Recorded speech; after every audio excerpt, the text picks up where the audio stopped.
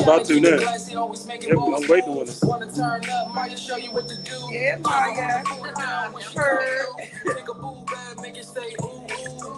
Pick him up. There you go.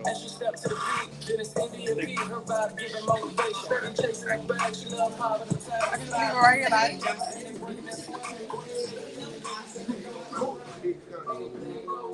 Hold on.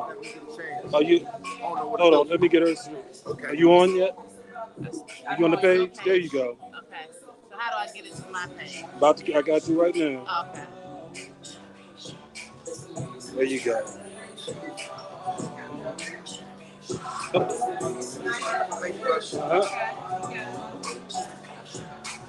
One more time, T. T, bringing it back around.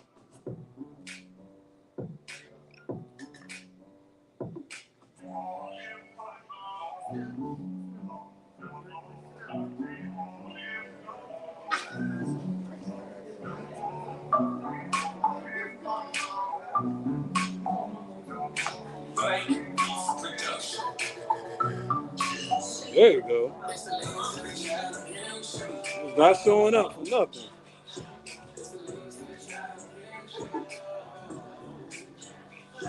There you go. All right. You got it on your page yet? You got it, bro? No, I don't. Is that the right? Yeah. I was doing something else though. All right, it's on your page now. All right. You straight. Oh. Almost forgot you, baby. I'm sorry. My apologies. How you been? All right. Anything goes, they gon' talk about whatever. You don't got game, I don't think you gon' last. Right, it's gone, it's about the forecast. Ready for the show, you can pour yourself a glass. All right, let's go, Tiny.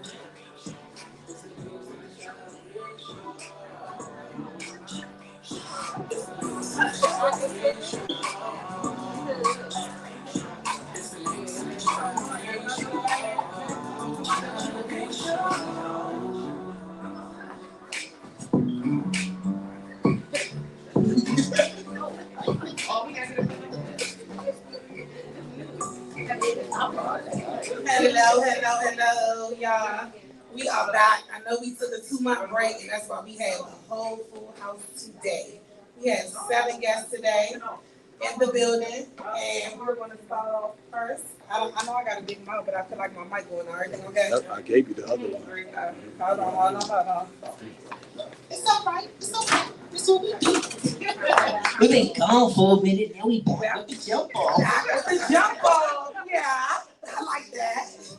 So I would go down the line and introduce all the special guests we have. However, today we doing something different. Today, because y'all know it's 6 of us here today, hosts.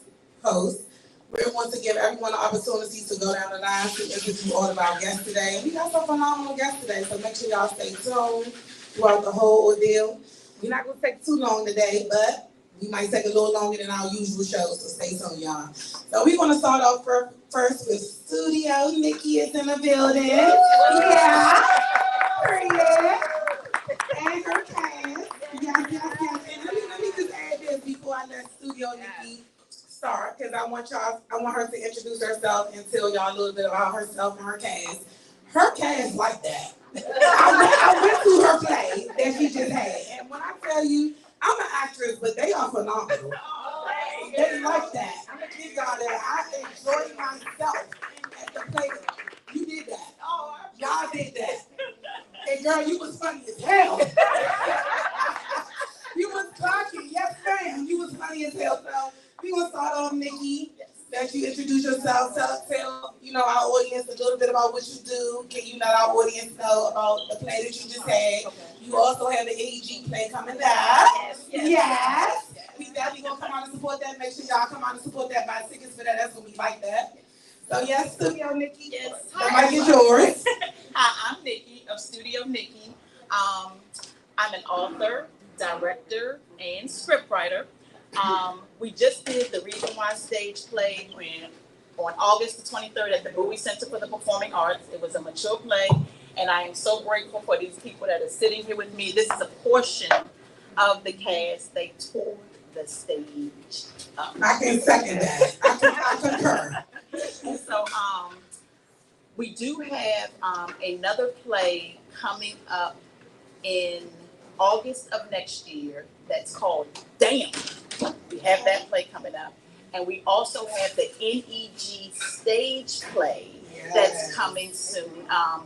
Let me just take a moment to say I want to thank every Northeast Groover that is trusting me with their story. That means so much to me.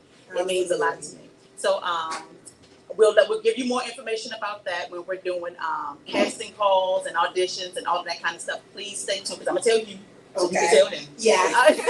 And make sure you also tell our audience how they can follow you so they can see the casting calls that you have coming up. Okay. Go on my Instagram is Studio Nikki 2023. That's my Instagram. My Facebook is Nikki McKay Atkinson. My other Instagram is I am Nikki Atkinson. My TikTok is just put in Studio Nikki and Studio Nikki. My thread is Studio Nikki. My email. No, all right, so I'm gonna let the cast introduce themselves really quick. I'm Crystal Fletcher. I played Nadia. What I do now, I'm a contractor for the government. I'm a writer. I'm an actress. I got my own TV series that I'm doing. I got 2 books out. What else you need to know? How long have you been an actress? I want to know how long you've been an actress. You did a phenomenal job in the play. And also, I have to add this, Nikki. Yes. Your play was so real. Like, it was real life situations. Like, sometimes you go to, I've been in plays. I've been a best friend in a play. I've been a main character in a play. But it was based upon other movies that have been out. Yours really, really hit home. Like, when I tell you it was real life situations, what really is happening out here in this world right now, especially like, for instance, she played the wife. Girl, that was a tough road. I know it was. And you played it I know it was. I'm not gonna lie, you played it all of y'all did. I'm not gonna even lie. All of y'all played y'all roles very well. But I gotta bring up this one part in the play that was literally real life situation. Girl, when you came on that stage and you said, you sit back my husband and you, I can beat you up right now. Yeah, the husband still wanted that coochie. And I was like, hold on. That's the invoice had in his bucket. The husband still, we was mad at you. I ain't gonna lie, we were mad with you in the audience. But y'all all did a phenomenal job. Y'all really did. I had to bring that little part out right there. I knew it was either that or the hemorrhoids. It was comedy. Yeah, that yeast infection hemorrhoid took me out. Nikki, what made you think to put, that's some real shit. Like, what made you add that to the play? Okay, so this is how I come up with stuff. I go walking. Okay. And I don't know how the play is going to go from beginning to end. I really don't. So I might write portions of the play. When I go walking, I literally say, God, please give me something. I really do. Lord, give me something. And when he gives it to me, sometimes I'm like, but I do it anyway because my thing is, why write a play or why have them get on stage if you're not going to feel? That's the whole thing. Yes. My whole thing is to have something for everybody, for the husband, the wife, the cheater, the one getting cheated on, the one getting betrayed, the betrayer, everything. I want everybody in the audience to be able to walk away with something. And so that's how. We definitely did. You definitely did your big one. Thank you. Yes, yes. And I'm looking forward to all your other. I will never miss none of your plays. Ever again. Yes. You that girl. Yeah, you definitely are. Don't make me cry. Hi, I am. Well, I played Tammy in the stage play. I am the cousin, the family over everything. Cousin, not so friend. Little traitor cousin. Yeah, Loyal to the cousin. No, I'm loyal to my cousin. Loyal to the cousin. Yeah, I'm down with him, but I'm a little messy when it comes to being a friend. But yeah, so I've been with Studio Nikki since I think 2012. Okay, so Nikki, you been doing this that long? Okay. Yeah. I love that for you. Tell you, and I'm with her to the wheels fall off. But my name is Kiara Davis. I'm a full-time real estate agent. So anybody you need to buy, sell, rent, anybody in the social media land, follow me, Kiara Kiara Davis Davis _realtor on Instagram and Facebook. Yeah. So yeah, anything.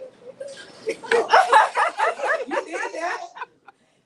Make sure y'all call at my girl if y'all need some property. That part. Hello, I'm Lavrise. I play Betty in the play.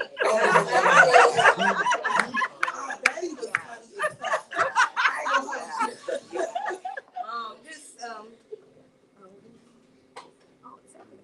Okay, all right, yeah. So I was Betty. I played like the older lady, very cutthroat, very just telling how it is, and that's basically how I am, just minus the age. You know what I'm saying? I'm a property manager, mother of 6, grandmother of 2. That's it. That's me. I be acting. How long you been an actress? And I'm going to ask you that too. How long both of y'all been an actress? Well, before I got with Studio Nikki, I did like some small roles here and there, but I was never with a production company. So Nikki is the first. Okay. So since 2012, I would say officially. Okay. That's a nice run. I went to Duke Ellington. Yes, period.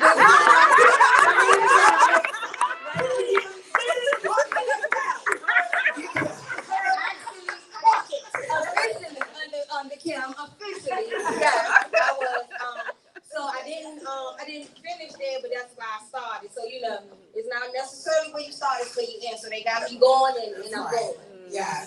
Did you give our audience your Instagram or websites, whatever you want them to know to follow you? Well, you can find my business profile and everything under Studio Nikki. I'm the director of character development with Studio Nikki, so I do everything auditions, everything character development.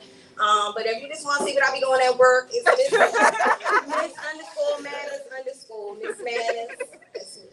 Okay, I like it. Husband. This is the husband in the play. He was something else. But we're not gonna charge you to y'all. We know that was your character. We get it. You was mad as hell when you were going there. That's all I'm saying. I'm Timothy Fleming. I ended up doing this from a text from my cousin out of the blue one day. Thought about, well, you know anybody that want to act? And I sent the little emoji with the man with his hand raised. And then a couple of days later, maybe, Nikki gave me an audition. A couple of days later, she was like, yeah, you got the part. I didn't think much of it. I was like, okay, what part am I be? She was like, you could be the main character. Wait a minute. The main character. I've just been rocking with her ever since. So hold on. This was your first time acting? Yeah. Hold on. Let me just say this. Beast man. Like that. Yes. I would never ever guessed that this was your first time and a stage play at that? Like a stage play, let me just tell y'all this. It's not easy. It's a lot of rehearsal. It's a lot of hard work and dedication. I would rather do a movie anyway. Put me on Tubi. Put me on Amazon Prime. The stage plays, I ain't gonna lie, they stress me the hell out. I love them to death, but it's a lot of work. I cannot believe that was your first stage play. You did a phenomenal. That wasn't the first. I've done this. I started with her in 2023. Okay. So this is probably my fourth time. Oh, your fourth. Okay. I was about to say you was a little too professional. This is your first. Okay, so this is your fourth stage play. Okay, all right. But as a main character, this was your first time being a main character. No, this was my fourth time doing this stage play. Oh, the same stage play. Okay. Oh, so y'all have done this before. Yeah. Okay. And the I don't know if I need that. No, you can take mine. Okay. The other thing too is I want to let Northeast Brewers know that they're not the only ones that straight out the basement. Because everything that you saw, we practice in my basement. Okay. We don't practice on the stage until the week of the play. No, like two or 3 days. 2 days before. Oh, wow. So all of the rehearsals are in my basement. Yeah. And how many times y'all rehearse a week? I'm just curious. We would do Zoom rehearsals on Mondays and Wednesdays. Wednesdays. She couldn't do it Okay. because of her job. So she would be listening. Somebody else would be playing her part the whole time we was on rehearsal. She's listening to the whole thing going on. We rehearsed, so we did that, and then Saturdays in person. We rehearsed in the basement, acting like, okay, this is the door over here, and that's that, and that's that, and then we bring it all to the stage. Okay. So, I want you to tell us what made you start doing this. Is this something that you feel that you're going to be doing for a long-term time? Is this the only thing that you do outside? I mean, I know you said you're an author. Like, is this are you 100% entrepreneur? I know I asked a lot of questions. No. All my life, I've liked to write. Like, I was that weird kid that if the teacher gave a writing assignment, I'm excited. It's weird. Okay, no, that's not weird. But that's getting where you at right now. Right. Yeah. And I've always thought outside of the box. I used to be scared of what God gave me because it sounds weird, some things. And then I said, I'm just go ahead and be weird, and started putting all of this stuff together. It started in the church, and I did a play in the church, and it was on a Sunday. Church was over at like 2-something. The play wasn't until 6 on a Sunday. People have to go to work. It was raining and everything. And they came and they packed the house. Okay. And I remember one of the ministers there, he said, everybody stretch your hand to Nikki, because she's never going to be able to do a play in this small place again. And they prayed and prayed. But at that moment, God showed me the effect of what he gave me, how it can have on people. So I decided to try to take it to another level. No, I do work part-time in Prince George's County Public Schools, but if y'all go ahead and get on board and support me, I can stop doing that. I have written, during the pandemic, I wrote TV series. So at the end of the play, you saw that what we did on the screen, that was the trailer for the first 8 episodes of the TV show that I wrote. So that's what that was. Okay. I'm working on season 2 right now with everything else that we have going on. And this is what I want to do full time. I'm 53 years old, so I'm just really getting started like I want to, but yeah. That's good. I love this for you. Yes. And let me give you my, I don't know how I forgot the website. I gave y'all everything. It's www.studio-nikki.com. If you go on there, you'll get information about donating to Studio Nikki and the various programs that we have. You'll get information about upcoming stage plays, what we're going to be doing in terms of the trailer, when we're having auditions, what members of the Studio Nikki board are doing, and how we just rolling from this point forward. Okay. Well, I don't know, because usually I'm able to see questions that people are asking. Nico, you gonna have to let me know once we interviewing everyone and any questions are being proposed. Do anyone here in the audience have any questions for Studio Nikki and her team before we go on to the next guest? Anyone? Going once.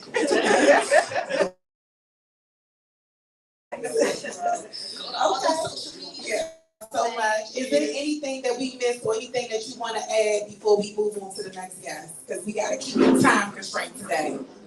Okay. Well, please stick around. We got to take pictures with everyone here today at the end of the show. So we're going to move on. You're welcome. Thank y'all so much for coming. We so appreciate y'all. We definitely will support y'all. Exactly. Please feel free to send me any casting calls. I'm definitely going to share them. Because I might be in one of those plays.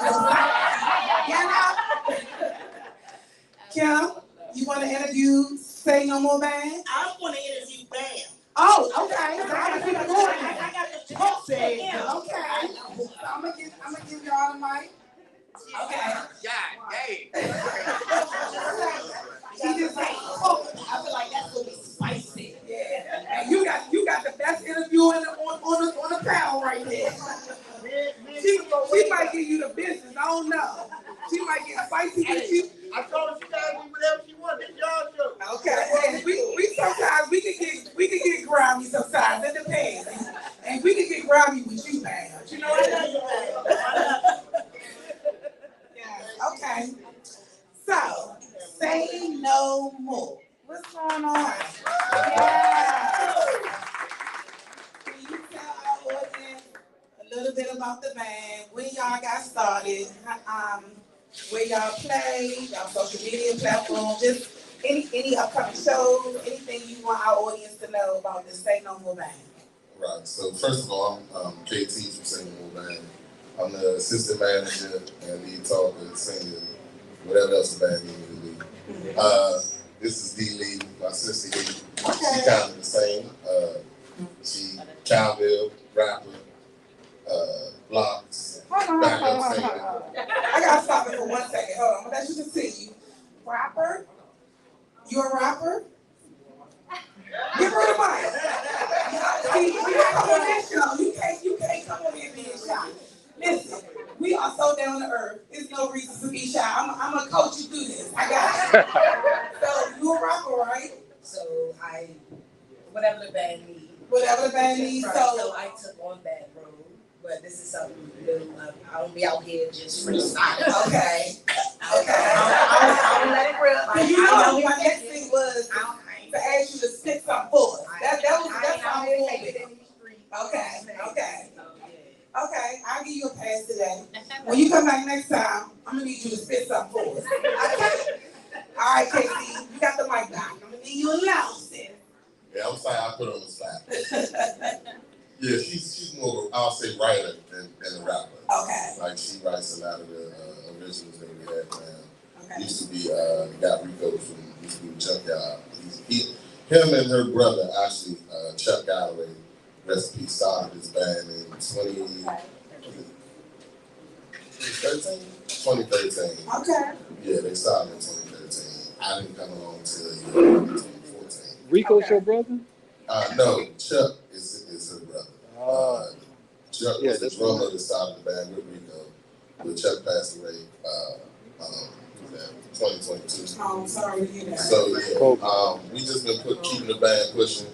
Okay. I tried to fill those big shoes of being an assistant manager to help out Hollywood. I said Hollywood is the manager. Okay. So we just been keeping it pushing, man. And like I said, she helped write a lot of stuff. Because since Rico left, we had to just, step up and keep it going. And right now we play twice a month at the, what is it called, the B&G Tavern. I just hosted, y'all played there maybe 2 months ago. Yeah. And I hosted that event for y'all or for Rudy. Yeah. Rudy Howley. So right. I don't know if I hosted for y'all for him, but I hosted that show. And it was y'all crank. I like y'all. That was my first time seeing your band. Yeah, a lot of people don't really, know about us that much. Well, I'll say people in the industry like Bam know. I've been up there. Yeah, Bam know. I've been up there with and all the other bands know. We realize that's why we're only playing once a month right now, because we focus on recording right now. Okay. Just to, get us out there. A lot of people don't know us because we haven't actually put any music out. Even some of our live shows, cranking. Sometimes we over, assess or over. We just don't think nothing is. We overthink things. Sometimes we don't put stuff out because the mix wasn't right. Or this person missed this note. The drummer missed this, and it's like that's an artist, baby. Yeah, nothing wrong with that. But be careful. Yeah, so you better put out quality work. Exactly. Because people don't remember when you mess up. They definitely don't remember when you do it. They remember when you do a great job, but when you mess up, that's all they remember you by. So keep doing what you're doing. Yeah. So again, that's why we kind of feel back from playing every week. So we can put time in the recording and promote ourselves properly. Come out this time right. So both shows that y'all play 2 times a month, both of them are at B&G. At B&G. Okay. We take spot days from here and there, but right now, the only thing on the books. Right now, the plan is B&G. Our next show there, though, we're only playing once this month, so we're waiting on Halloween. So we're playing Halloween night. It's going to be free for everybody. It's my birthday.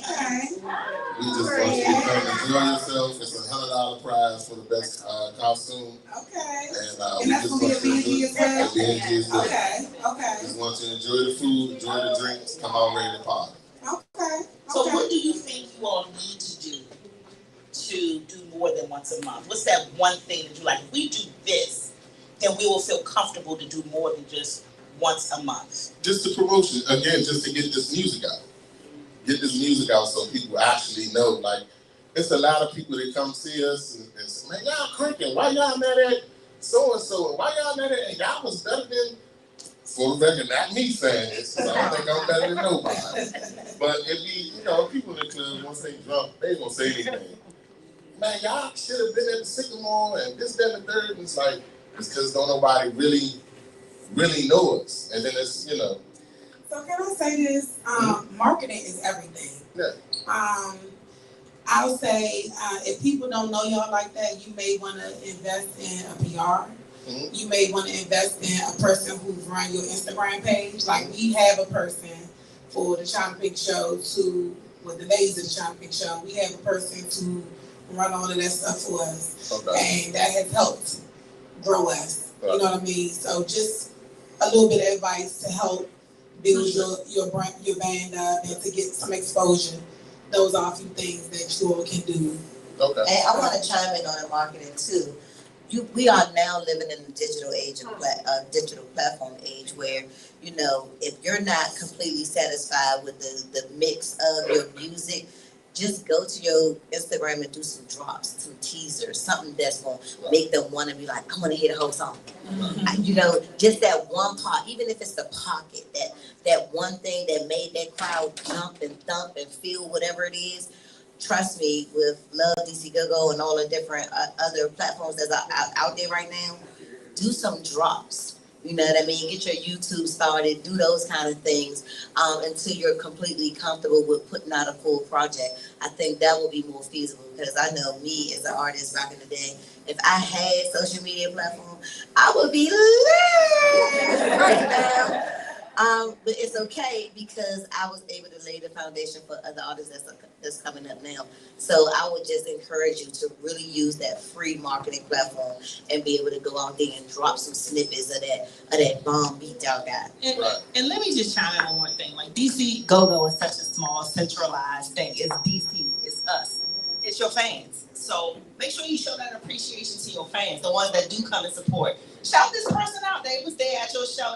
People like to be noticed. Yes, so you just give them a quick shout out. Oh yeah, I see Big Head Mike at the show. People like to see. I'm just saying, Big Head Mike gonna be at the show next week, front row. Hey, you gonna be No, I'm just saying, DC's so centralized, and we support each other, and we support those that support us. So I'm just saying, just make sure you give shouts out and all that stuff, and just take care of the people that take care of you on a regular basis. And utilize those kids and grandkids because they know how to work all of this stuff. They owe you. Feed them, clothe them, took care of them. Make them do it. They know how to do it. They know how to do it. Well, honestly, I'm glad you guys mentioned that. We have been doing some of those things recently. Okay. And actually getting those ideas from the kids. So we do have Say No More Bands is our Facebook page. Most of those are some of our older and complete videos. And then we have Instagram, say_more_band_.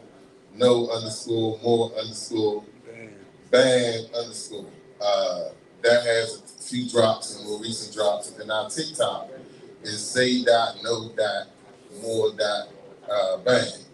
That one on TikTok has a lot of our more recent, just little drops that she, mentioned, whatever. So we working on everything that y'all said, and Girl, we are a team extraordinaire over here. Yeah, I need to hire y'all. We need to talk out here too. Somebody need to hire y'all. No, so I was just gonna say, how can people reach out to book Say No More Band? Do you all have a website, or should they DM? Should they? I don't really be on TikTok, so I don't know if it's like an inbox on TikTok. Like, how can they reach out? I'm telling my age. Sorry. We have multiple ways. We have cards that we pass out at the show with the owner and manager, Siobhan's number on them. Okay. I haven't had my cards yet made yet, but you can either contact me or Siobhan to book us, or you can DM us at either one of our social media pages. Either me, Siobhan, or my new drummer, Pac-Man, runs one of all of us. I run the Facebook page. Siobhan runs the Instagram. My drummer runs the TikTok. So either way, either social media platform, we can DM us and book us or discuss us and get the correct number. Okay. But me and Siobhan, me and Hollywood do all the work. Okay. So is there anything else you want to share with our audience? And also, audience, is there any questions before we move to the next guest that you would like to ask KT or the Say No More representatives? Is anybody? Do you do things like smaller things, like I'm having a birthday soon. I'm also having an anniversary. So do you do things like that? Anniversaries, weddings, smaller venues. She said we do everything. That's what the name is. That's why we created the name Say No More. That's the answer to anything you want. Say no more. Okay. Say no more. We do. I said sometimes in shows joking. We do anniversaries, weddings, bar mitzvahs, whatever you one-stop shop. Hollywood even has a sound company, so anything you need. If somebody give us permission, we'll set up in this parking lot tomorrow and play right there. That's what I'm talking about. Hustle is free. Yeah, we're independent. We're an independent team that we get a lot of things done. It's just that we just got to get that marketing together. Okay. Most people know. I mean, you said it yourself. You never heard us before, but I heard hosting and party. They definitely crank.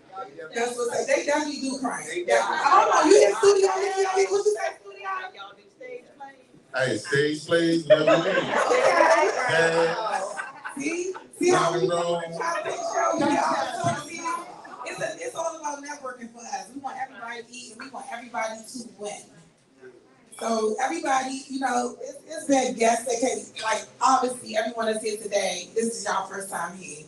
But it's been guests that we've had that been on here multiple times. You've been on here before, right? 33. Okay. So I mean, we welcome people back. If there's anything that's upcoming that you want to share with a large platform, you're always like even Studio Nikki, when you're about to drop the EP, we want you to definitely come back. Yeah, she said I'll be back. Period. So we definitely want to just let you all know that to reach out same way y'all reached out before, or if we reached out to y'all, if y'all want to ever come back and share anything with our audience. Definitely. So I just want to give one shout out before you move on. Okay. She reminded me we want to send a special shout out to the Say No More Honeys. Okay. Yeah. We want to say no more honeys. So the Say No More Honeys was started by her wife and my wife. Okay. And it's just my wife, her wife, the group of all their friends. They faithfully come see us no matter where we at. That's right. So, And they do. That's right. They got on there. Right. Oh, they coming in correct. Yeah, they coming in correct. I'm glad you said that, because one thing my husband said, we'll go every now and again, and he was like, they don't dress up like we, y'all used to dress up, have y'all heels smell good. The girls wear the tennis shoes and things. And let's bring back them honeys, especially in our age group, because it ain't no beef. You know, in our age, you could be y'all honeys, bring back the honeys. That was fun. That was fun. We was going to eat We picked tennis shoes because the way my feet set up before 7 years old. But you still be looking good. Absolutely. Still be cute. You know what I mean? You still be a flat. Yes. The younger girls now, you know, they smoke their little weed and still smell like it when they get in there and all that kind of stuff. It's fine. I don't mind nobody smoke weed, have a good time. But as a lady, you go to the go find your little dudes, girl. You got to be cute. You know? Having them old braids and things. You got to be cute. I'm glad y'all said that. Bring back the honey.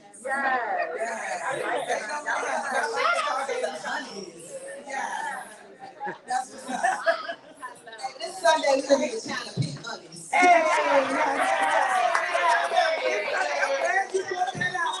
Even though we're gonna get into that, but since you brought it up, I'm gonna go ahead and bring it up now. Hold on, let me go get my poster. Now I got the big poster, not the little flyer. Make sure y'all come the fuck through. This Sunday for my official birthday bash at Bad Axe with Miss Kim. If you know, you know. You know. I have a birthday party literally every year. Usually it's at Saks. I changed it from Saks this year because I didn't want my audience to have to, or my followers or my supporters to have to spend that type of money on sections.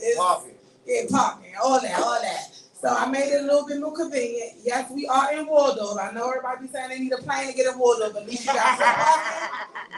At least you got free parking. And you already know what my party giving. If you don't know, you don't know. But you can go on my page and definitely find out. So make sure y'all push through. Y'all can hit me up for tickets in section and Eventbrite as well. You want to do those Eventbrite fees? That's cool. Yes, so sir. hit me up directly. And these parties be party of the year. If you want to find a good man, go to Stacey's birthday. If you want to find a fly lady, go to Stacey's birthday party.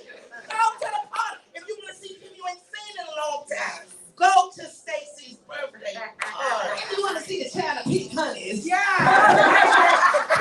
to Stacey's birthday party. Yes, they ain't never lied. Like, nah, it's gonna be a whole situation. This is my first year. I'm letting my man Bam 640 do his big one on the stage on my birthday. Yeah. So it's gonna be a nice situation. So come on out. The tickets are still available. Sections are still available. So I'm very excited about Sunday. I will be turning 47 on Sunday, y'all. I'm 3 years away from 50. The big party though. So yeah, come on now. I have a birthday party every year, and I swear to goodness, I said my birthday is tomorrow. Oh, happy birthday! Did I say happy birthday on Sunday? Oh, okay, my birthday party is Sunday. You're right, Steve. And while you on that, listen, I just want to say this: my girls from the show. Period. Yeah, period. They got me some real roses with the little Dior going on. They know I'm on name brand, real bad. And this ain't Chyna'Pink. This is so cute. I love y'all so much. And we got a cake because we celebrating not only my birthday, which is tomorrow, but Maya had a birthday in September. So the cake says happy birthday, Maya and China. We definitely gonna make sure everybody in here get some cake. Please don't leave without no cake. Take the cake anime. You not taking Yes. And shout out to Mother Lisa's daughter who makes those flowers. Give your daughter She make a lot of stuff. Instagram. Mother Galore. Find her at Mother Galore on Instagram. Okay. And very creative. I love this really young girl. Yes. And very professional. We support black on black on black. That's what we do. So, say no more. We thank y'all for coming through. We need y'all to stick around so we can get pictures with y'all. And we are going on to the next guest, which is Dr. Tanisha Rhodes.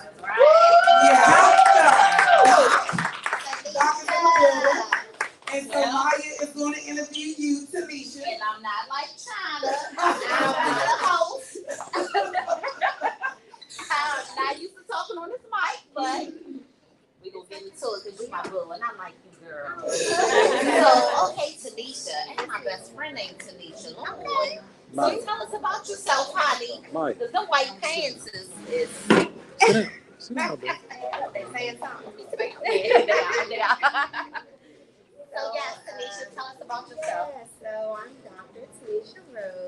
mic. Newly doctor. The mic not on. Yeah, speaking to the mic. Okay. Can you hear me now? Yeah. Yeah, newly doctor. So, as of August. Okay.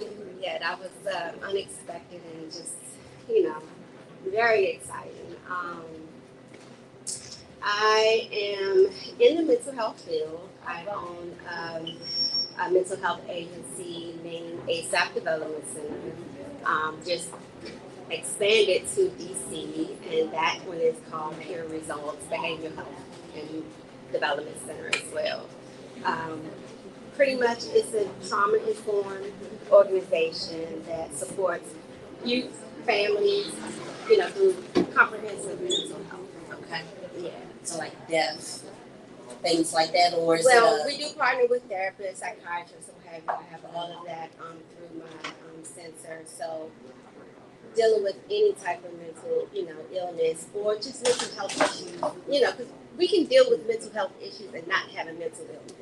A lot of times in our community, just not really informed on, the difference. So there's a stigma around mental health, period, and going to therapy is just kind of like a little profile, which at the end of the day, we all, at some point in time, I'm in therapy. I'm in therapy, okay? That we, just have a stigma around what it is and just not, really informed, but we all have gone through something. Doesn't have to be a lifelong thing, of course, you're going through divorce or the children going through a parent's divorce or whatever. Those are not always long term, but, you may need support through those times. So that's what we're here to do. So Children as well as adults. Are you a doctor that gives prescriptions? And so no, I'm not. A psychiatrist can give prescriptions for your primary care, what have you. Okay. But like I said, we do have those doctors on staff. Okay. We primarily do psychiatric rehabilitation, where therapy behind the wall ends is where we begin.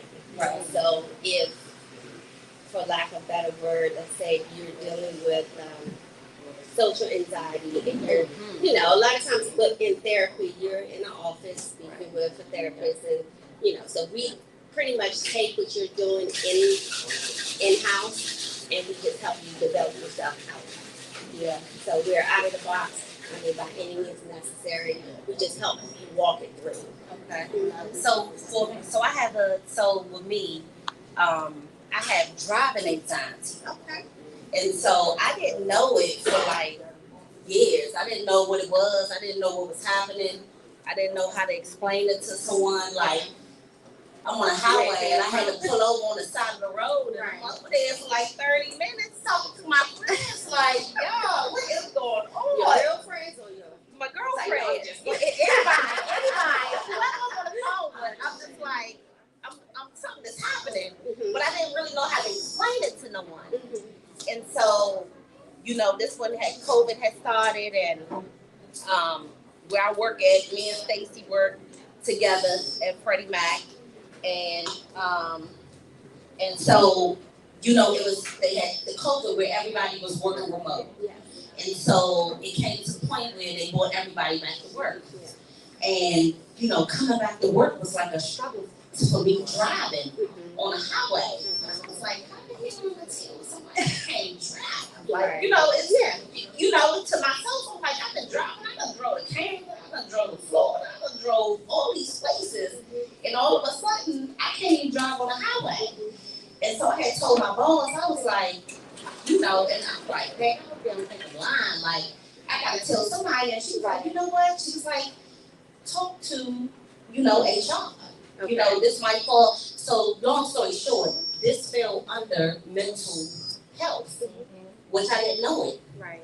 I didn't know, when I first talked to my therapist and my psychiatrist, I'm like, I don't know what's going on. I don't really know how to explain to y'all that I'm having an anxiety, a panic attack. I don't know if I'm going to pass out at the wheel. I don't know what's going on, but it was real. Trying to know. It was real, And that's what a lot of people experience.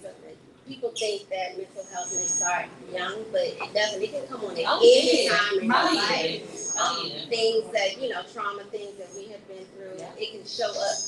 A lot of times it shows up later, you know, and we don't understand really where it's coming from. And to your point, I developed a fear of bridges, and I went to school and had to drive over a bridge to come home all the time, not a problem. And then 20, 30 years later, I'm going over the bridge and my heart is beating like crazy. I'm like, wait a minute, what's going on? What's going on? But, you know, I had been in a couple of car accidents or whatever, you know, went through the windshield, the whole nine, and didn't realize that it would affect me that way until it started happening. So, you know, there are things that we have gone through before, trauma that comes up, and it can show up in many different ways. So, yeah. I want to chime in for 1 second. It's funny that you brought up Maya, like, the anxiety situation. So, for the longest, my best friend is here today. I'm sorry. Do I'm sorry. Do I need to get up? Am I too close to the mic? What's that noise? I mean, too close to the speaker? Okay, I'm gonna stand over here. My best friend has had, I hope you don't mind, team. I don't mind. Okay, she's had anxiety for years, right? So I didn't understand it because if you don't have it, you really can't understand what a person, how they feel and what they're going through. So like every time we would go out of town, she would almost need an oxygen tank on the plane. Like it was one time the captain was like, nah, she gotta get off. Like I don't want to have her in the air and it be a problem. Like he literally made her get off. And she had to catch another flight at a later time. However, it's crazy because some years later, I developed anxiety. So once, I didn't know what it was, I had to go to the urgent care and they told me, like I felt like it was like a anxious, overwhelming, like heart attack feeling, like what the heck is going on with my chest? And when I went, it was like, you have anxiety. And so certain situations in your life I feel like it could trigger you to have anxiety because I didn't know what that was like. I really didn't understand my best friend for years what she was going through, but once I experienced it, I was like, oh my God, like I know what this feels like now. Like I understand what you've been going through all these years. It's horrible. I wouldn't wish it on my worst enemy.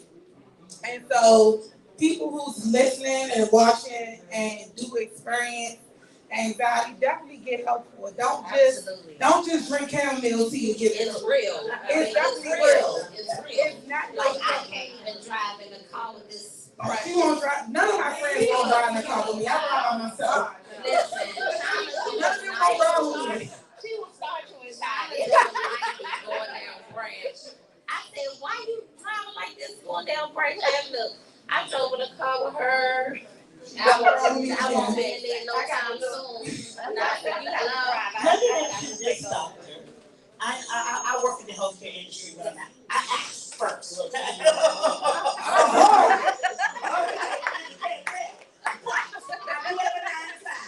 So I work in the healthcare industry, and it's a shortage of mental health providers. Yes.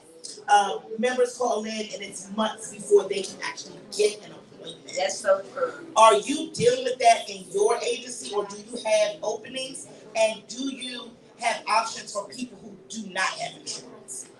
Okay, so first part, do we have openings? For what I particularly, my profession as far as psychiatric rehabilitation, yes, we do have openings. But as far as experiencing a drought, because I would say once the pandemic hit, mental health went skyrocket through the roof. So a lot of times before you could call and, see a doctor, see a psychiatrist and, get on the books. Now it's months out or they no longer accepting.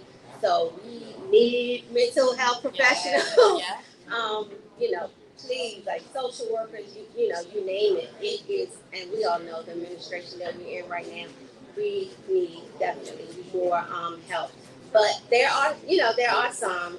We are blessed to have a great team behind us, very professional and efficient.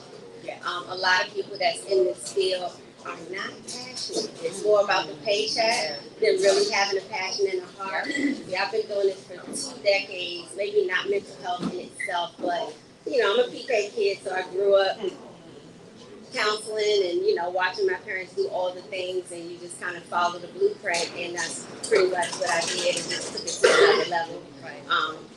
Get paid for what we did for free. Watch my parents do for free forever. You know, and I'm like, oh, you know what, Mom, y'all hold on, because we're gonna figure out how to how to turn all this heart into, you know, a paycheck. And we were successful and been able to do that. So, but yes, there is a shortage. However, you know, we do have a team. Your other question was, do you accept patients without insurance, like payment plans, paid by the session, and that type of thing? Absolutely. I mean, cash is, you know, always talks. Right. But we do accept insurance as well. Now, specifically for psychiatric rehabilitation, it's free through state insurance. So state insurance, you know, holders do not have to pay anything. As far as therapy and all of that, you know, of course they accept all the insurances, but our program is just not limited to therapy and to psychiatrists. We do respite care, employment services, community engagement, you know, wraparound services for family as a whole, not just the children, the entire family. And that's a good point, because when people have state insurance, most likely they're TANF, most likely they're food stamps, most likely they're Section 8, and they are focused on survival. They can't even think about the things that we can think about, like going out to a party, enjoying life, because everything is about survival. How am I going to get these uniforms? How am I going to pay for the child to go to school? How am I going to get this Uber? How am I going to... So they need the mental health so much.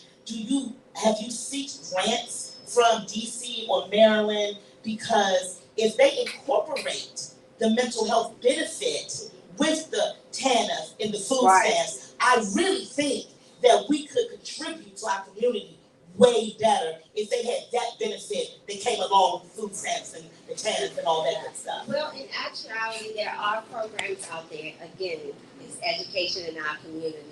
There is money out there. We are well aware of resources. If they don't, you know, have insurance, if they need insurance, if their children, you know, are diagnosed with disabilities or what have you. There are programs out there, but yes, definitely, you know, you can never have enough money. But at the end of the day, again, getting with a program that have resources, understand resources, know where to get resources, there is money out there too. It's also kind of dope that it's dope and sad in the same situation that we have an overflow of patients that can't be seen, because 10 years ago we didn't have patients that wanted to see mental health. They didn't want to see mental health. They didn't even acknowledge mental health 10 years ago. So to have a backlog, it's almost like I don't think everybody knows what it is. No. That's what I was about to say. That's what I was going to say. I think that covered a lot. I think that now we are very more aware, and I think that social media helps as well. I'm not even going to just hold you. Like, it's people just taking awareness, and then we didn't have this awareness 5-10 years ago. Like, literally, we didn't have an overflow or backlog of people needing mental health. So I get it that it's bad that we have this backlog, but it's also kind of like a good thing that people are acknowledging that they need help. So I would say the pandemic definitely shed a light on mental health. Again, it did help overcome some of the, or at least start the conversation about mental health and people being in the house, and you know, a lot of marriages didn't survive, a lot of friendships didn't survive, a lot of people didn't survive, you know what I'm saying? So even on top of people not surviving, then now we have grief, overwhelming amount of grief. So it uncovered a lot that needed to be uncovered. So a lot of people that weren't diagnosed didn't know they needed to be diagnosed. You know, it definitely started the conversation. And you know, like I said, how do you or your providers, how do you all handle it? Because if I had to listen to people with issues all day, every day, I think my mind would be blown. I wouldn't be able to function. So how do you handle that? So I get this all the time, and people always like look at my, you know, social media and keep going all the time. I have to. Yes. I have to at least once, like the staff period, at least once a month. You have to go in detox from all of that, especially if it's your heart, and especially if that's your passion, because you don't just take it on. you take it connected on. to that. Exactly. Yeah. So, I'm speaking with you now. I'm invested. Yeah. So, you call, I'm worried about you, I'm thinking about you. Like, so I wonder what's going on with mine, da da da da. And it happens, and you can bring it home. You can get consumed with other people's issues. It was a whole process of learning how to, shake it off and disconnect before you walk into your own home.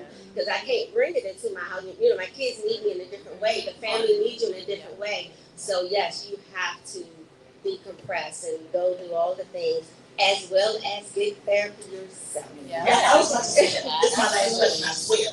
My short show. Not even like her. When I first went into therapy, I was very arrogant. I didn't want to go. I only went because my girlfriend group said, if you don't go, we will not with you no more. And these are girls that I have dealt with since I was a kid. And they were like, we swear to God, don't talk to us, we will not deal with you anymore. So when I went, I basically went like, I'm just saying my girlfriend's gonna talk to me no more unless I go. You don't know me, you know nothing about me, I'm fine. I love it. And I was very resistant, and I didn't want to hear what she had to say. She was younger than me, so I was like, girl, you didn't even live much life. Damn thing about what I told you. So I know that you all have techniques, but what are your techniques for a person like me who thought I know it all? So here's the thing. I'm not a therapist. Actually, I own the, company. I do counsel.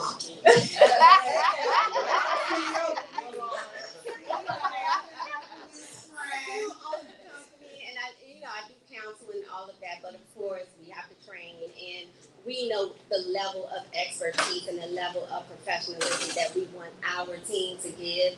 So, of course I have to know if I want them to be able to exemplify.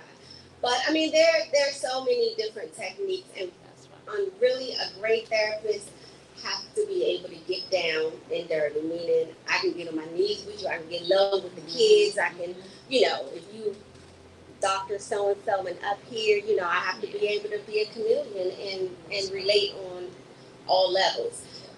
People want transparency, that's number one. That's right. Keep the textbook. The textbook, definitely allow us to do our ABCs, but transparency is best. Why am I talking to you if you never, of course, we haven't been through all the things, but my cousin has, or my sister has, or, so you have to pull from those people and just say, you know what, I haven't been through what you've been through. Because to sit there and act like you know it all, real people, real recognize real, and we'll be like, there's shit in there giving me that textbook. Yeah, she ain't never, trust me, they will tell you. I'm sure you would have said, right? Okay, so Suyo and Nikki got a question, and Maya, we gotta wrap Tanisha up because we gotta go on to. What happens when you know that people need medication but they're resistant to it? That happens a lot. That happens a lot with adults with their children, because we don't want to accept the fact that something is going on with our babies. So that happens majority with moms or dads with their children.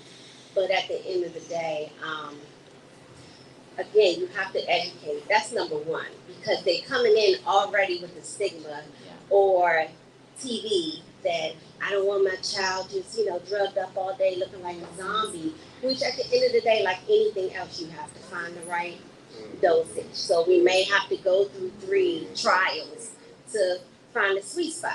Okay, this one is doing too much, they can't focus, they falling asleep. This one not doing enough, they still, acting out or what have you. So we just have to educate as much as we can. But at the end of the day, when they're untreated, if you want to say, or no prescription, it will act out enough that we have exhausted all means. And are we going to try it now, Mom? You think you want to give it a shot, but definitely, education with all of it, because they're already coming in with their preconceived notions. So with my anxiety, I prefer not to take anything.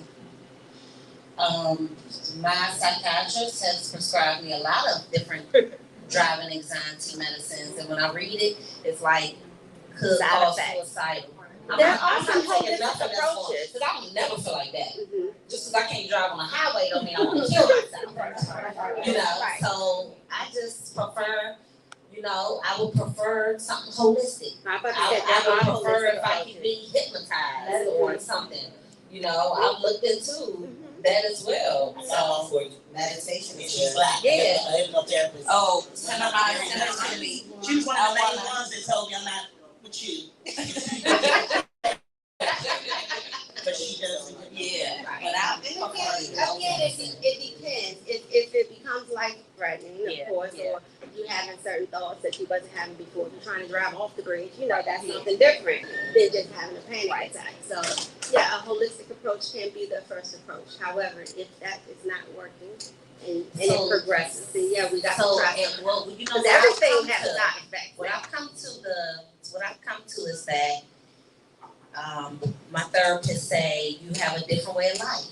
You know, I do a lot of back roads. I do a lot of and everybody that knows me and knows me driving knows this, but yeah, like it might take me, I might look at Waze and it say it might take me 15 minutes to get there on the highway, and I tell Waze to do no highway, which I love. It can do no highway, and it'll take me the back road. It might take me an extra 15, 20 minutes. I'm like, y'all gotta wait. Have you Y'all gotta wait for me because my comfort zone. You know, I can feel it. I can feel when, you know, it's like your mind. You want to get on the highway, it's 15 minutes, or do you want to do this way, it's 30 minutes. Have you tried any other coping methods? Have y'all gone over any other coping skills other than you trying to get around this? Well, what's sad where they actually take you and they drive in a car with you like hands on. I can't. Okay. You might know the name of it. But like the drive. Okay, I'm driving out.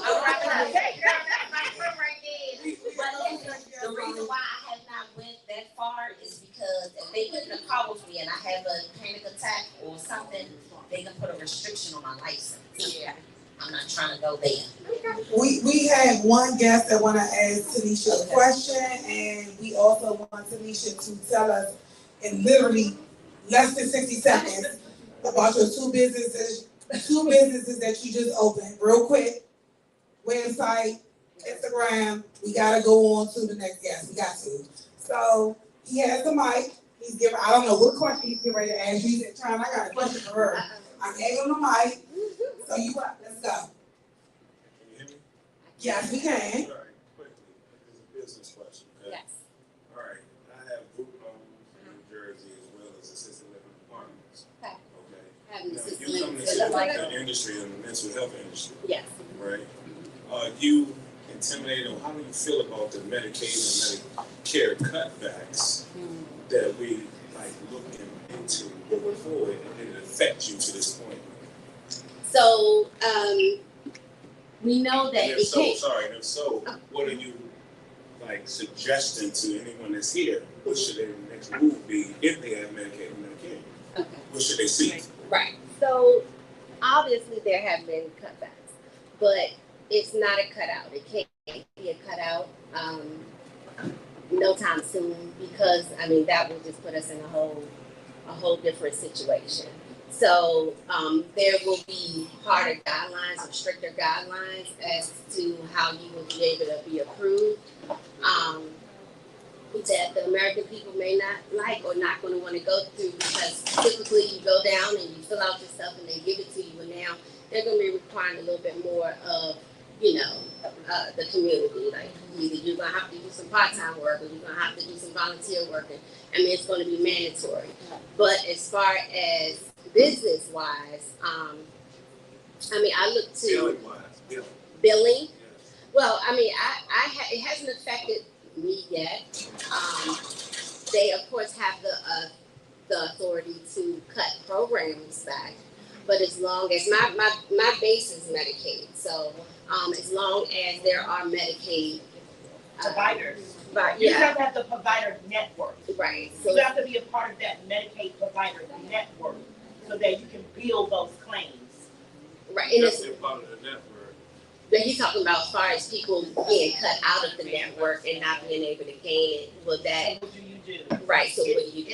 It's really a long. I'm in New Jersey. I'm not even in DC. Okay. So, and I'm not familiar with New Jersey, but I can talk with you offline about other ways to, because there are other ways to get that money and still help provide for that client.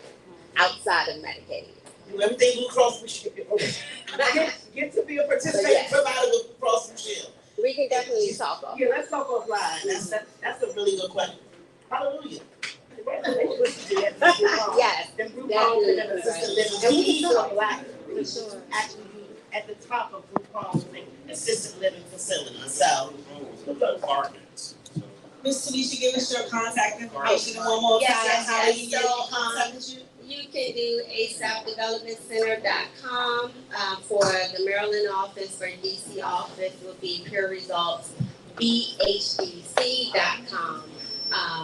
Either way, and I'm on all social media platforms as Tanisha Rhode-Peters, so you can find me that way as well. Beautiful. Thank y'all for having me. Thank you for coming. And look how we have evolved as a community. We love all the guests for us to spend so much time with this particular guest. Thank you, Lord. Yo, Key. One thing. And guess what, Tanisha? I didn't know that you even had this type of. I didn't know you were a doctor. I didn't know what you did, so I just said, let me tell my story while we at it. So it's kind of a good child thing. Real quick, just an upcoming event that we have next Friday. We're doing a family fish fry. I do community events all the time. A lot of people don't always see what I do because of HIPAA and mental health. I can't post a lot of things or whatever. But we are having a community event, family fish fry. God, you got to see my social media. I can't even remember the address right now. Over in Southeast though, but I'll post it. Thank you so much. Yes. We are grateful. We're looking for microphones because we all like to talk to us. So. We do. Yeah, thank you so much, Tanisha, Dr. Tanisha Rhodes. We appreciate you so much. I'm sorry, y'all, that y'all interviews are so short today. It's only because we do the show once a month now. We used to do it every Sunday, but our lifestyles won't allow that anymore. And so we kind of have a time constraint for each interview. But so, Lisa, you up, baby. Okay, y'all. We're going from Dr. Rose to Dr. Rhonda Hamilton, y'all. Y'all know we have this new administration that has terrorized us for a few months. Okay, it is so enlightening to meet you, to greet you, and to have you as an interviewee on the Chyna'Pink podcast. I'm so excited to see someone that is ready to get into the ring and a hat for the 2026 mayoral candidate for DC, Dr. Rhonda Hamilton.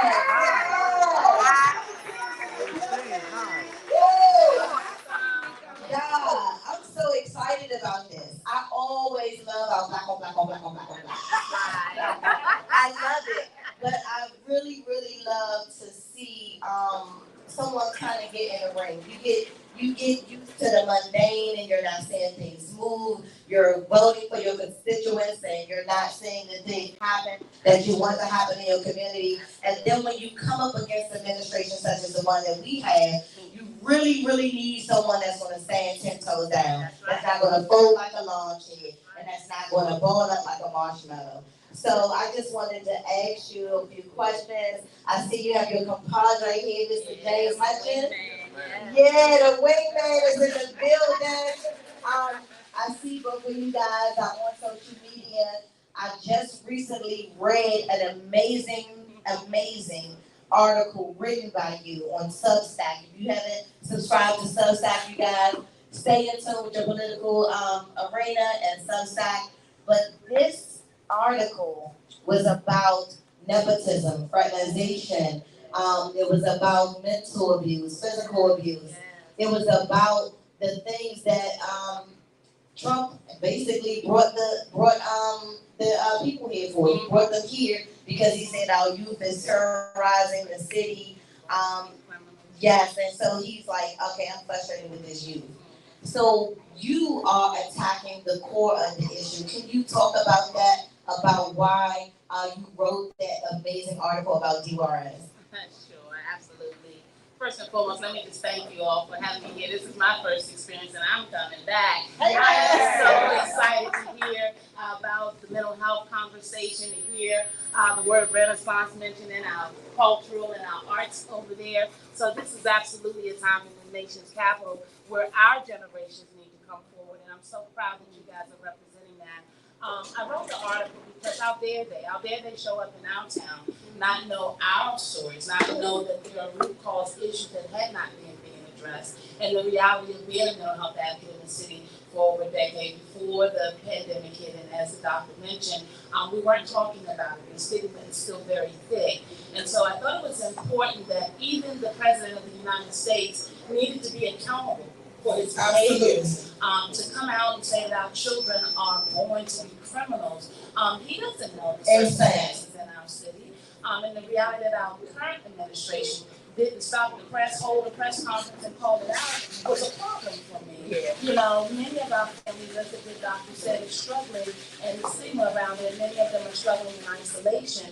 And so when you see crime in our area get out of hand as it has, if you're not investing in the root cause problems, then you're going to continue to see it play out. And many of us, I'm a native of Ward 80, I'm a native of Washington. So I take pride in where I come from, and I'm glad that the people fought for me to get out, because as I say all the time, you can be a student and still get caught up, you know, in our communities. And so it is important that the villages come forward. And so I'm fortunate to be a part of that village, and I know the responsibilities of making sure that anybody coming into Washington, D.C. knows that they need to respect who we are. And a lot of times we're not showing up at the voting polls, and we say we don't do politics, but the politics continue to do us. Yes. And so I came forward because I know that, like the doctor said, real recognizes real.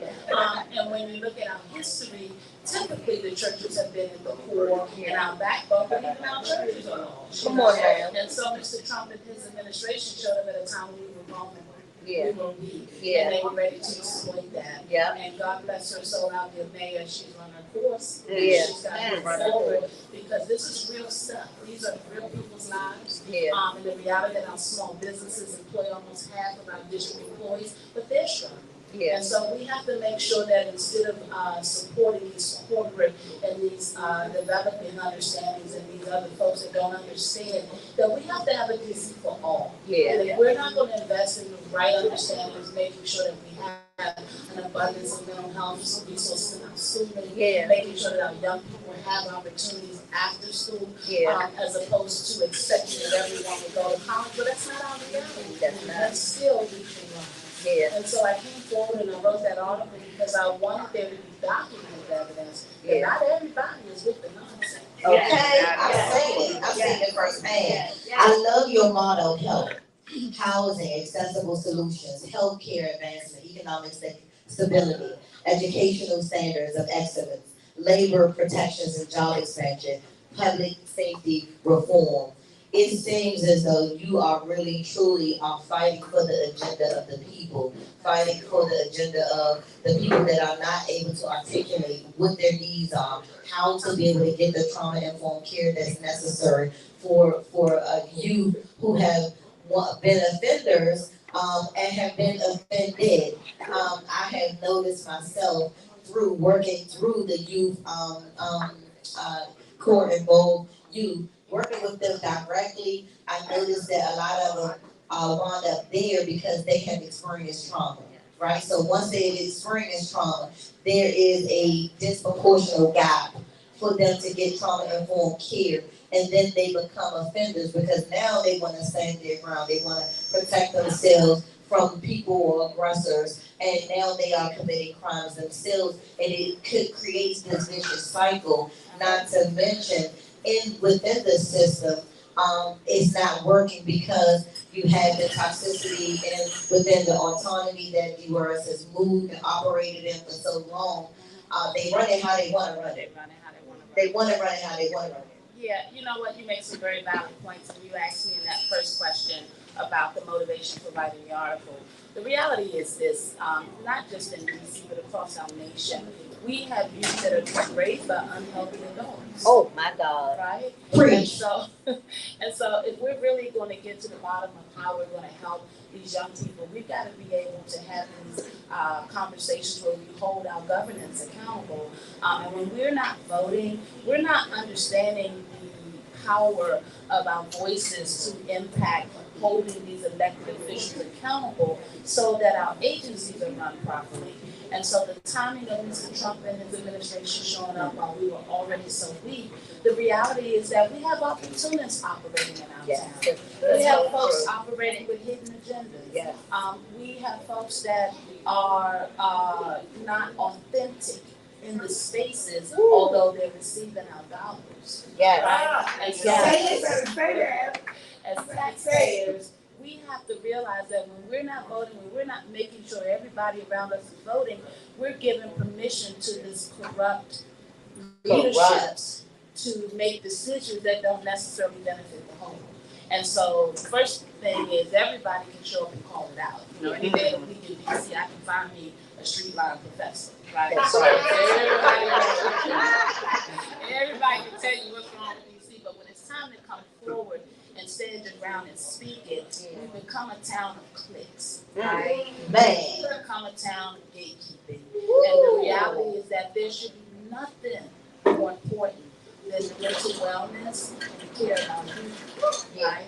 And so when the president shows up and says, oh, DC has a slumlord problem, their youth are born to be criminal, it's like a war zone. And it's like, absolutely not. We'll on my watch, show up in my town. But how do you answer to that? Because what I'm going to say is, I always grew up as a middle class citizen. My mother was middle class. We had everything we wanted. She worked for the post office. I grew up as a middle class mom. My son fell to the streets. Although I never was on Section 8, I never was on all of these things, he still fell to it.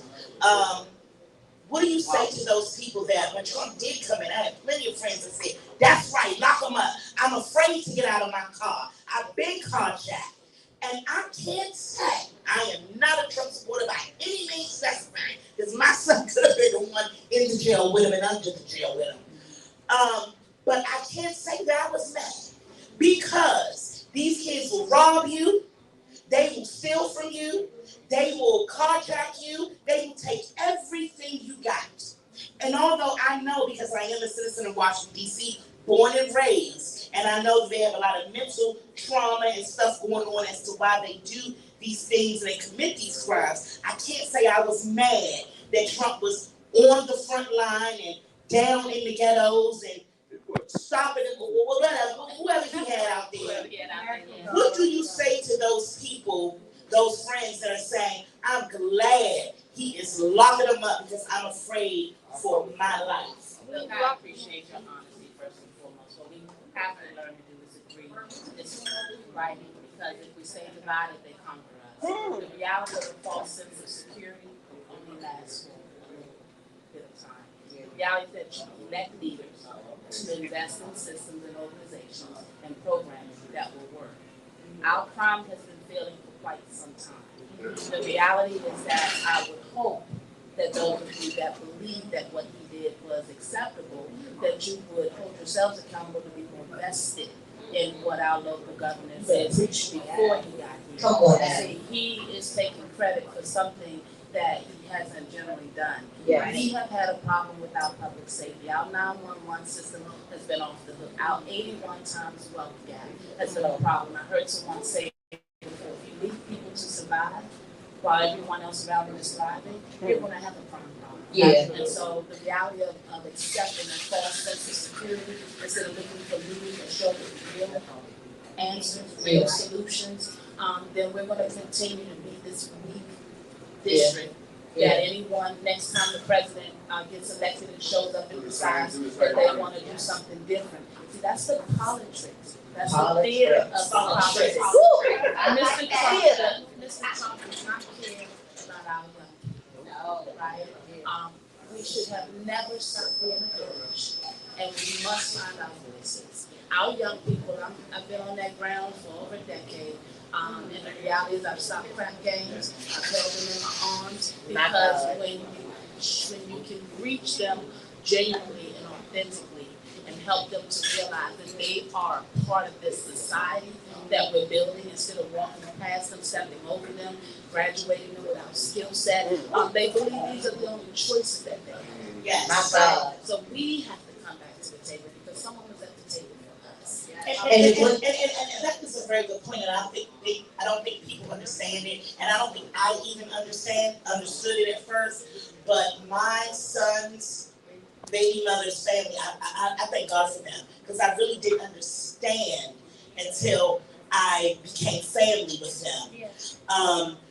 My son, things I would do for my son. And one time, him and his friends were going on a trip, and they had to be at the airport at 4 o'clock in the morning. And he called me and said, "Mom, we gotta be at the airport at 4 o'clock in the morning." I said, "Come on, I'll take y'all, no problem." His friends were so amazed that his mother would get up and take them to the airport because I was worried about my son's safety. And I didn't realize that they never had that. Another kid, my daughter asked me to spend the night, we went to Chipotle. The kid had never been to Chipotle. And I don't think that even our middle class community realize how oppressed our community that's getting these benefits. They don't realize. I say, "You've never been to Chipotle?" And we take so much for granted. We take so much for I granted. got little brown and black girls and boys over in Watergate Southeast right now that have never been outside of their community. Yeah. So when you start talking about summer vacation in a city with so much diversity, and they're sitting in school with people that come from all over the world, speak all kinds of languages, why haven't we taken advantage of that? Why haven't we exposed more about that culture to our children so that even if it's the economics, they still have the understanding of the exposure? See, we take a lot for granted, and it's us that have to come back to the table because we got out. And the reality is this: we have a generational divide. When we talk about this mental health and otherwise, the average age in DC right now is 34 years of age. A lot of people don't realize that. The average age in the United States is 30. Right? So we're still talking about race and our history and our 40 acres of the mill, and our children are playing Fortnite online with children in China and Atlanta. So we're going to either have to advance the understanding of the conversation so that it includes our young people and let them teach us how we can be more accountable, or we're going to keep watching folks like Mr. Trump and his administration show up and tell us that we need them to show us how to govern our children and our kids. I like how you said Mr. Trump. We gotta stand up for our own community. We gotta. Hey, I live in Ward 8. I'm telling you. And what the youngest be saying, they call me OG. They said, "OG, you the only one be out here. They don't care about us till we go an event. So if backyard is a Sycamore, we gonna come. If junkyard say no more, all the we gonna come. But we hurting out here."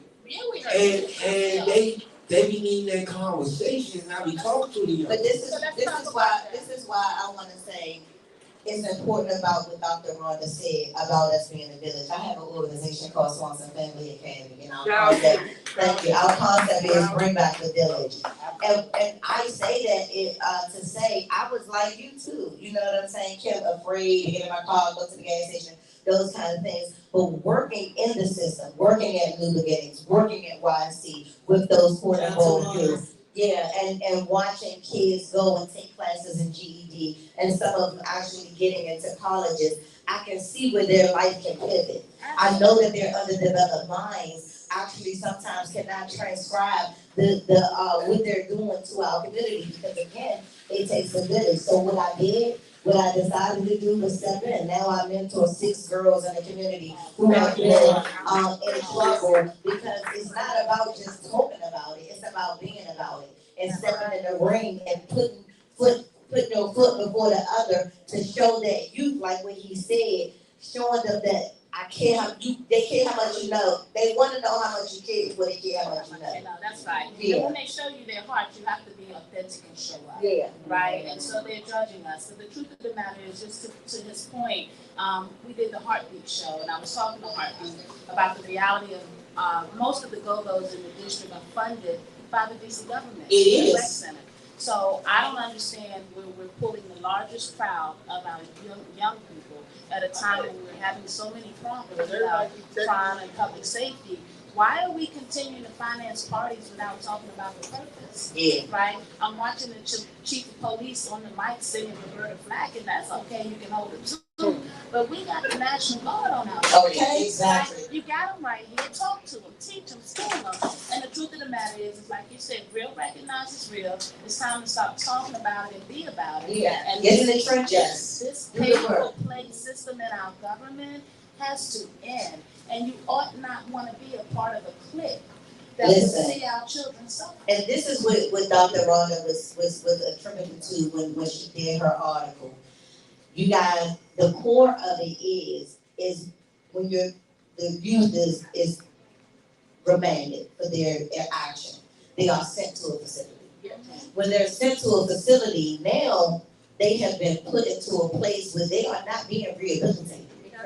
That not only are not being rehabilitated, they are being exposed to more things to make them to come out with recidivism worse than when they went in. And that's what she was saying as far as the systematic failure. Because if we get them at the core, we can get more children or more youth aligned with what their true purpose is when it actually works. And I think the main thing that you say today that I take away, and I think that most people need to take away, is that if you really care about it, we, the normal people who go to work every day and work a 9 to 5, we have got to be invested. Because in my small village, with my son and his friends, I want to shout the Ones program is a DC program, and they totally transformed my son's life. 2 years ago, they all know I was here with my son being shot, my 6-year-old grandson being shot. My son has been shot 19 times.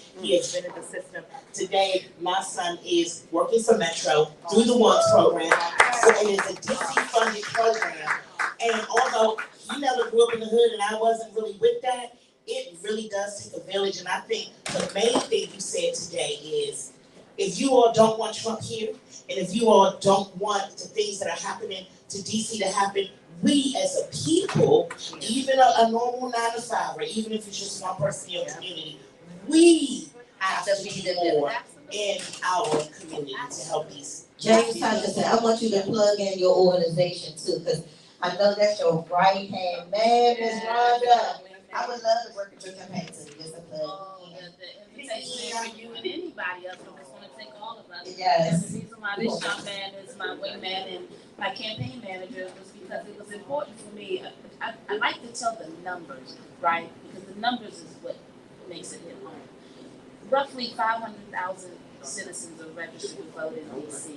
In our local elections for the last few local cycles, we've not seen more than 200,000 people. So that means we have at least 300,000 not showing up, not voting. So when people start losing hope and start not seeing themselves in the process, it's easy for them to fall to the wayside.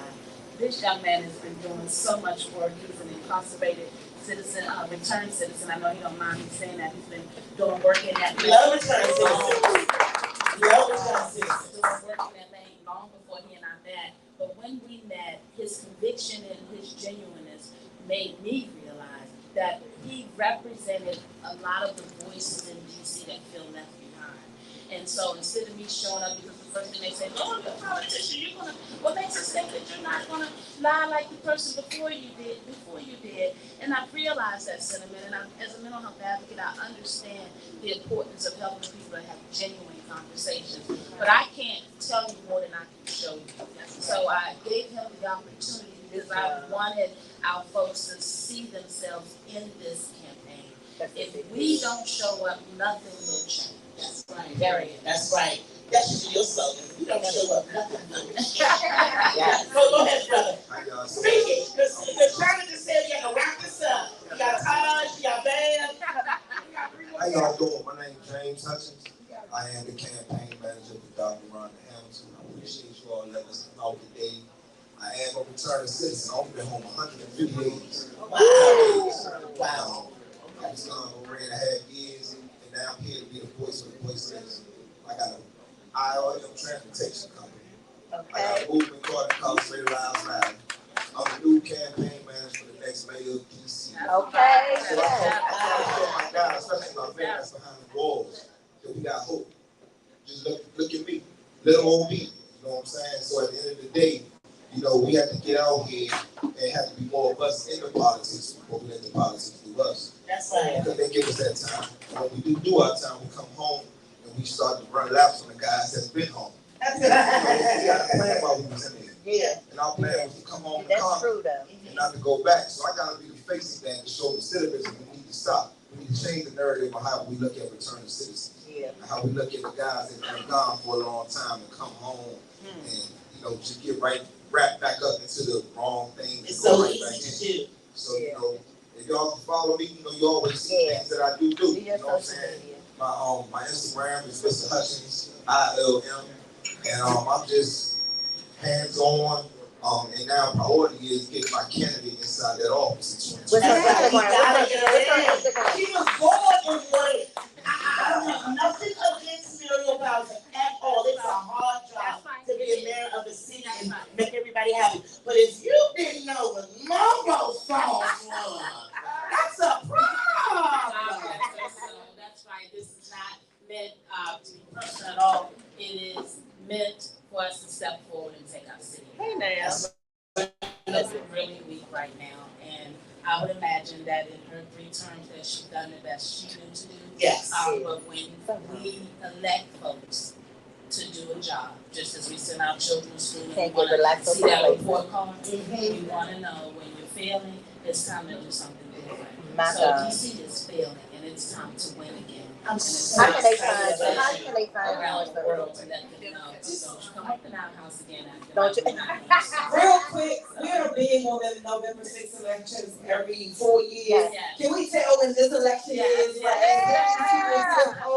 and tell the people where they need to be and when they need to be there. Absolutely. First and foremost, my platforms on social media are Rhonda Hamilton, the number 4 DC. That's Rhonda RHONDA 4 DC. So you can find me on Facebook, Twitter, TikTok, Instagram, and Blue Sky, I believe I just joined. Wow. And the election cycle is 2026. So every year in the election cycle, we have 2 elections. A lot of people think that once they vote in that first election, which is the primaries, which generally happens right around June, that is generally for the Democrat and the Republican parties to pick the person that's going to go forward and run in the November election. So we have 2 elections. It's not final until after you vote in the November election, and that'll be in 2026. So we've got about 13 months before November gets here, and I'm going to be stomping all the way through. I extend an invitation. We've got a team of folks on the telephone. We're going door to door. We've got a few community hubs that are going to be dropping. Black Panthers are on board. So guys, please jump on board. You can send us a DM at the Rhonda Hamilton 4 DC. You can call 202-486-6037 and just say you want to be involved. There's a place for you. Yeah. And also the website is www.rhondahamilton, the number 4dc.com. Thank you so much. Thank you. Raise your hand if y'all go to Rhonda.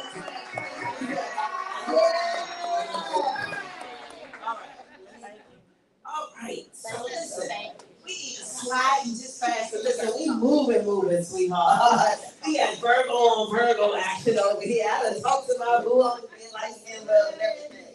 This is Miss Eva Pinkney, author extraordinaire, storyteller, and some more. Let's see. Hey, just talk. Talk what you want to talk to your talk right now. Talking that much. So I talked to Miss Eva, and she has 2 lovely stories here. 2. And they're birthed from her own experiences. So tell us a little bit about your books and tell us what you came about. Okay, so the title of my book is Craziest, it's Crazy Doves, part 1 and part 2. Okay, so the books came to birth because my mother, as this young lady was talking about, my mother was mentally ill. She was schizophrenic. Not only was my mother schizophrenic, my sister was schizophrenic. So we grew up in a household with kids, raising kids. But I was always trying to escape what was going on at home. The craziness was pushed me to the streets of DC. Started sleeping in the go-go when I was 14. You know, because that became my lifeline. It was someplace I could go and dance and be free. You know, from 10 o'clock, 2 o'clock in the morning, and not have to think about what was going on at home. But during that time, I met an older man, a hustler, married him, and my life changed. Right? Because you said you skipped past that earlier. You said I married him. At what age did we marry him? I wasn't. He was in the go-go at 14. Skipped through and then I married him. Like, what age did we marry him? I married him when I was 20. Okay. I was pregnant when I was 17. I had my own refrigerator at 18. Okay. Yeah. But through all of that, I got a job at George Washington University at 18. And I promised myself I was going to stay there so that she could go to school free at George Washington University. And that's what I did. But through it all, I went to hell. You know, not only did well, my husband told me the game. So I was, at one point I was singing.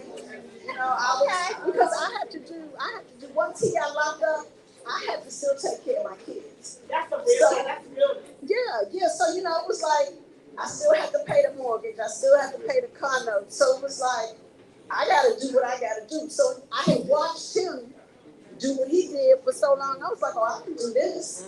You know, so, but I'm like an uptown girl. How big can you say all the time? Uptown, but I'm an uptown girl. And I got much respect. Hey, I'm right over to you. But, you know, what I want to say is because my mother was mentally ill, as a child, I used to have to take her to St. Elizabeth's. We'd have to catch the bus. It would take me 2.5 hours to get her to the doctor and 2.5 hours to come back across town. So, you know, it was hard. You know, my father had to work all the time because he had 5 kids. So we had to take care of each other. And you know how you all say you're supposed to shout people out? My girlfriend from over 50 years is sitting right here. There's 13 more.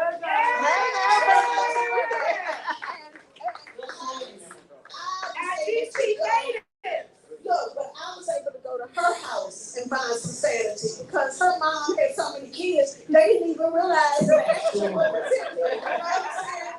But this was my go-go party. We went to the go-go. I think the go-go really saved our lives, you know, because we just went, you know. But in the process, I got on drugs. You know, I was addicted to cocaine, and I mean that was for years. And I finally, one day my sister told me I was hitting the pipe. I was snorting and hitting the pipe, and my sister said, "You got a problem." And that's all it took. I just stopped. And people, you know, normally got to go in rehab and do whatever. Not me. I was like, I know, right? Nothing but God right there.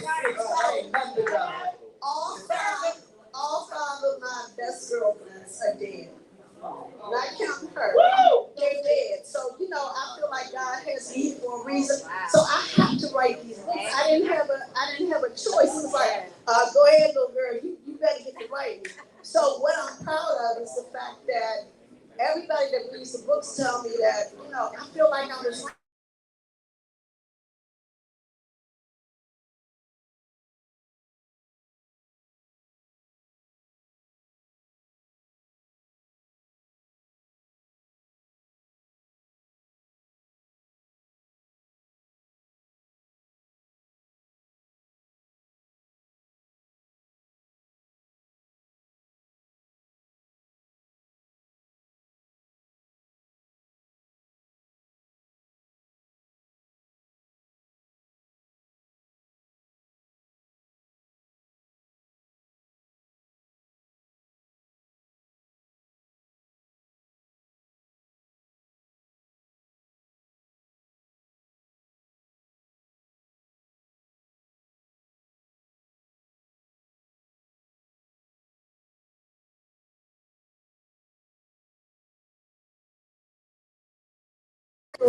Hey now, that's a good Sunday. I mean, but that was how I was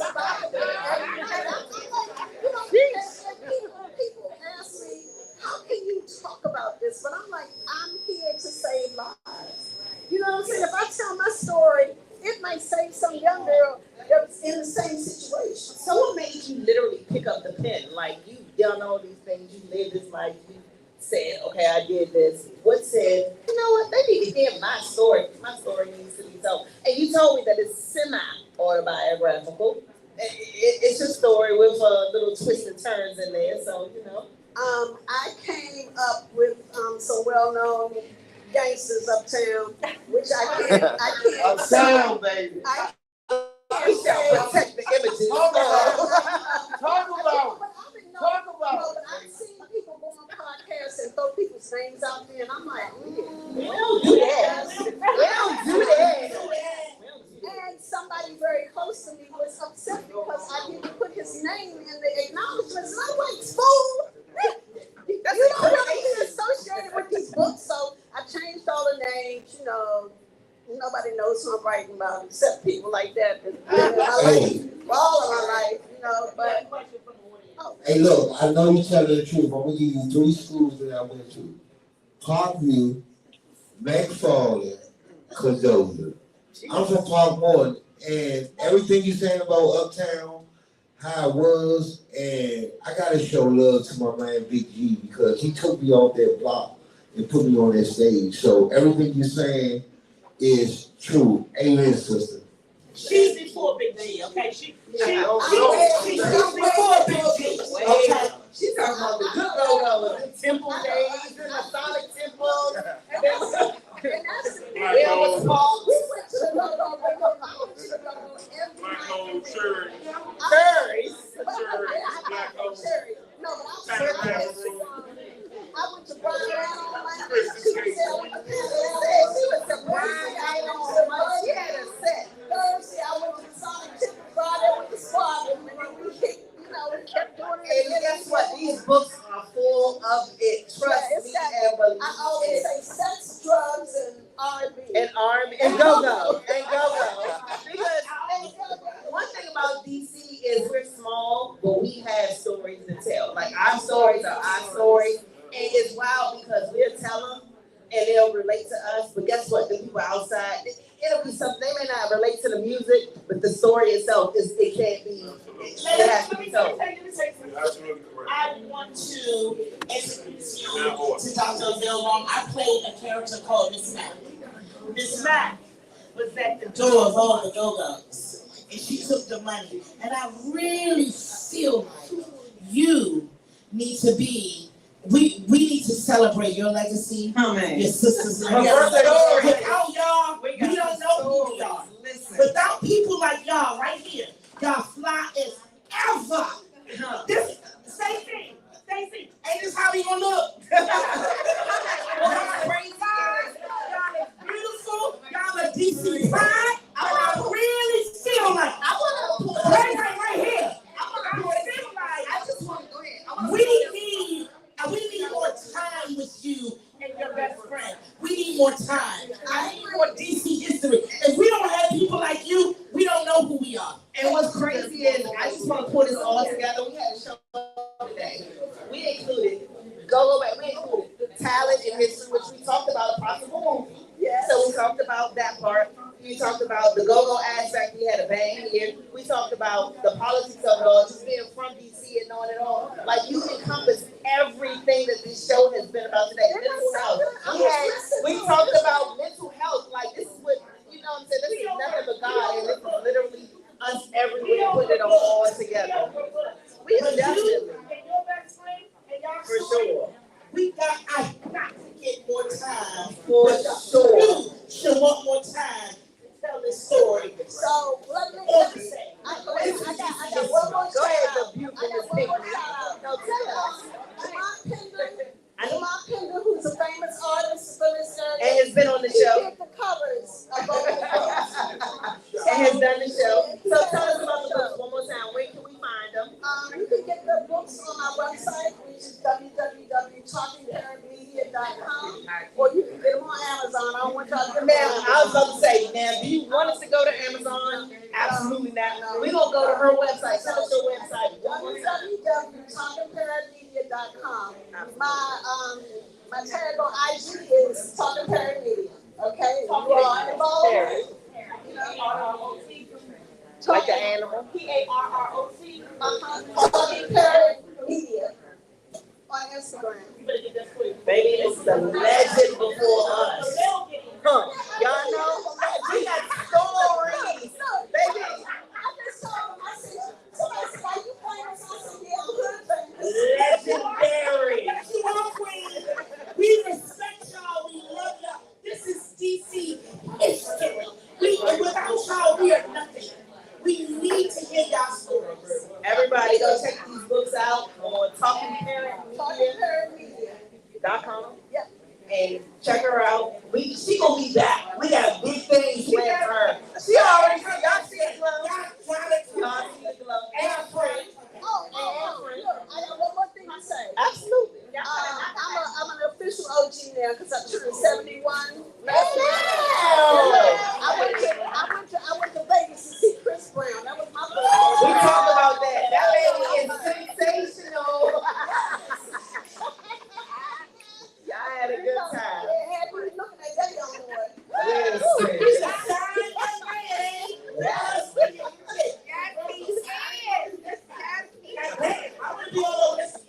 All right. So it was amazing. We're bringing you back to here. We already are. Listen, we're going to talk about part 1, part 2, and what's next. And when I come back, can you bring my girlfriend too? She got more raps, and that's what she got on. Look at her. That's her design. Yeah, We definitely coming back. Y'all both come back to this. Absolutely. I appreciate you. I love you. I am in honor. It's my honor to talk to you, my Virgo sister. And let's see more from you. She will be back here for the next step. Okay. All right. I appreciate you. Thank you so much, sisters. We love y'all. We love y'all. And y'all will come back. So now we gotta move forward. We're going to get Taj, and then we'll get Bam. Bam is out of control. He's going to wait for his turn. We keep telling him, calm down. Your turn is coming. Let's get Taj. Anybody has had on, it is domestic violence month, right? Domestic violence. I thought it was breast cancer. It's both. Okay, it's both. It's both. Come on, Taj. If you want to ride, Tay. Oh, Tay. I can't tell you right now. You want to tell closer? Sit right here, Tay.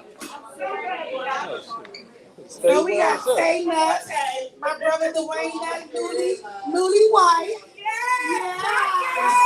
It was the wedding of the year. I love that for y'all. That's my sis. Wedding of the year. Wedding of the year. Mine is gonna be next. Yes. Yeah. So listen. So listen, y'all. We gotta keep it flowing because we almost there. Bam. If you want us to get to you, come on. We gonna calm down. We going to Tay. Tay, we gonna talk about breast cancer, and we gonna talk about this is breast cancer month. Y'all, please, hold it down. Let's be respectful of every guest so we can hear their story. Pinkaboo will also interview as well, but I wanted to get things started. Can we get a mic real quick for Tay real quick? Yes. Okay. So Tay, can you tell us a little bit about yourself, and can you also let us know about, you overcoming and being a breast cancer survivor? And let's clap that up because everybody don't survive breast cancer. Like, yeah, let's clap that up for her. And also, Tay, can you tell us, do breast cancer, like, is it in your family? Is it hereditary? Yes. Okay, so can we talk about that a little bit too? Yes. So, I'm saying that I had breast cancer during COVID. I found out the week that they shut down everything. My breast was leaking, and I was scared to go get tested because all my cousins had a cyst, but theirs was benign. But when I went and got tested, I had a tumor and it was positive. And so I had stage 1, and they was able to remove the tumor. And when they removed the tumor, I had to do radiation. So I had to do radiation like 3 times for a whole month. So I did it in Waldorf at Chesapeake Potomac Regional Center. And it was a lot. It was a lot because I was going through a divorce and I was a single parent trying to figure everything out. So it was scary, but mine was hurt too negative because I just had the tumor. It didn't like spread like HER2 positive. Yeah. So I was happy that they were just able to do radiation. Now with radiation, you do have side effects. It burns you. Like you you have to oil yourself down, and your skin does peel. And then you do have side effects of vomiting. And I had hair loss, so I just cut my hair all off. So well, it look good now. It's nice and healthy, girl. Yeah. You nice and healthy too. Yeah. And I love that for you, sis. So let me ask you a question, Tay, because I too am a cancer survivor. I'm not a breast cancer survivor, but I had Hodgkin's lymphoma. So did you have a good support system? Yes, I had my sisters. Okay. I had my friends. I had my mother. But like I said, I was, going through a divorce, so that was hard in itself. But I had, and I had God. Like, how long have you been in remission? 5 years. I believe that's really good. So I was diagnosed with cancer when I was 23, and my son was 10 months. He was diagnosed with epilepsy a month before I was diagnosed with cancer. So it was very hard for me because I'm my mother's only child. So it was like, I really didn't, it took me until I had to go through chemo to hit and settle that, oh, okay, I'm a cancer patient. Because I really didn't believe it. And I had hair loss too. But I didn't have radiation. I had chemo and Rituxan. And I've been in remission for almost 15 years. So it is something that is hard to, like, our immune system is not like everybody else. Yeah. You don't understand that. I don't play about being sick. I don't like being around nobody's sick because I don't fight it off like everybody else. Right. I think you answered everything I was going to ask you, but I am happy to be able to share this journey with you, and because I have clients that they didn't have cancer when I had cancer, but they conceived it, and some of them are not here now. Wow. So I'm happy to still have people around that are close to me that did beat the fight like I did. Yeah. So I am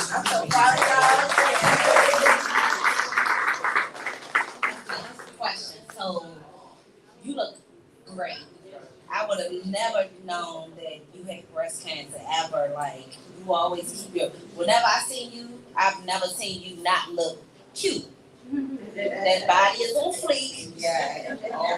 So did they tell you? Did they say you should get a mastectomy? Yes. And I was telling them I didn't want to, but I eventually had to. So yeah, I have implants. Okay. Yeah, I had to. Oh, they look good, girl. Yeah. So you got both? Or yes. Just, okay. The shorts and the pants, Blue Cross Blue Shield. They ended up paying for both, and it was to meet my doctor. I wanted to give up because I was just had overcame my domestic violence with my ex-husband. Right. So and then I get breast cancer. It was just like in the face. Yeah, after it. Yeah. Wow. Yeah. You look amazing. Thank you. I would have never known that. Wow. And them titties are sitting up in They are. Well, that is a wrap for us. I think that is how you are our last beautiful guest. Thank you. Say the best for last. Thank you. We got one more. We don't got one more. Yeah. Oh, bam. Oh, wow. Yes. Oh, bam. Oh, bam. I feel sorry for you, babe. Let me say one thing to you, Ty. I Tay. appreciate you coming to this platform and talking about something real. Because what happens in DC is when people are popular, you know your husband is popular. He is very One of the best promoters ever. He's one of the best promoters ever. And so people get hyped up in that, and they forget that real life is happening. So for you to be so open about domestic violence, about breast cancer, that means a lot lot to our community. And I appreciate you because people don't connect the two. They don't connect. They like, oh, they popular. They got money. They got money. They doing all the parties. They in the go-go's, and they don't realize that baby, we're with you because real life happens every single day. And for you to be a wife of a man that's that popular and still show your cards, that's highly commendable. And I thank you 100%. Because that's what you do. So bam! Oh, you got a question. Where's the question? Tanisha, Dr. Tanisha. Dr. Tanisha. First, it's amazing. Not only one survivor, but double survivor. Right. Yes. I love y'all. That is major. Double survivor. So my question was, during all of that, did you get an opportunity to do therapy and go through? Yes. Okay. Yeah, I had a, I grew up in a domestic violence house, so I don't know. I was raised with goes on this house, stays in this house, so I suppressed a lot of my trauma.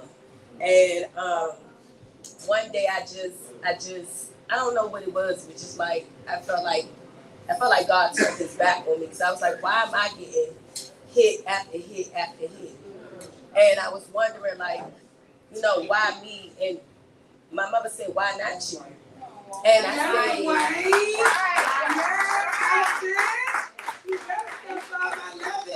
and I was just like, my best friend was like, you gotta go to therapy. Yeah. So I was like, I don't even know where to start, because how I was taught you can't talk about it. Right. And so my friend said, no, you gotta go. So when I went to therapy, I did not know I was depressed. Yeah. I did not know I still was dealing with trauma from my past. I didn't know I was still, I was dealing with PTSD, and she told me, it's okay to cry. Right. Yeah. Because I thought crying was weak, and I felt like I was always hard on myself. You got us all crying. I'm not no cry, but you got me over here crying. I was always hard on myself, because I was just like, I didn't think I was, worthy, and I got suicidal. And I think I posted it a couple of weeks ago. I was telling Dwayne, I'm walking around here bleeding, and people don't even know. I laugh, but I cover it up by my laughter, or, this industry, dating someone in this industry, people don't realize it's very hard, because you're trying to be nice to people, and people being mean to you, or people judging you, and they don't know what I'm dealing with outside of this, and it's hard, and I'm still in therapy. 5 years later, I'm still in therapy, and I'm still dealing with it, when I'm, with my traumas. Even I have triggers, my friend was telling me a situation, I was giving her advice, and I was just like, wow, I never dealt with the fact that my ex-husband almost killed me in front of my child. And I never dealt with the fact that, because at first I was like, I got him locked up, did I snitch? It's a street code, but one of my friends was like, no, that's not snitching. Saying you protected yourself and you survived, because many women don't survive. And I didn't realize how blessed I am today to still be bold enough to tell my story, because I did not know. Not only women go through domestic violence, but men go through it too, and they just don't talk about it. And so, I love therapy, because I'm able to scream, I'm able to say hi, I'm able to be vulnerable, and I'm able to be, how you naked before God. I'm vulnerable to be naked before and let her know, to see my flaws, that I'm human and I hurt, and I just want to get over it. But I know it's a daily process. And it comes with you are such an inspiration to a whole community that you may not realize, but because in this community, you are a resource to so many people. You touch so many people. I can name 2 people. Swear to God, I can name 2 people that have come to me and say, because of what you posted, they feel like it's okay to get themselves together. And that may be only 2, but that's a huge accomplishment. You, because of him, you're on a bigger platform, and I thank you for being vulnerable. And I thank you for sharing your story.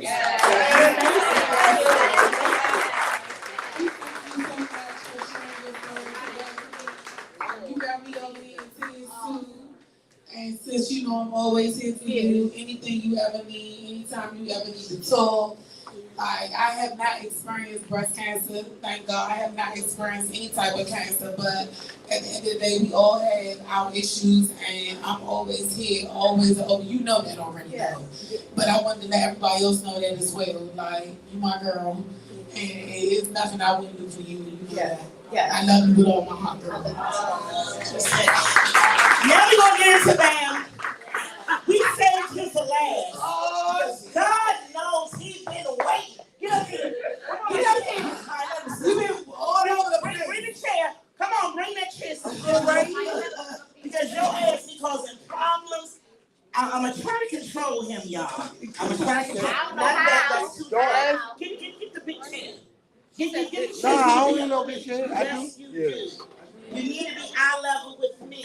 We're both short. Okay? Okay? Here's your microphone. Don't Hey, I'm gonna speak until I tell you. That's his father. That's his father. Don't ask me, you don't want the truth. Okay. I appreciate that. Let me tell you something. This is Bam 640, right? 640? Like 640. Hey, 640.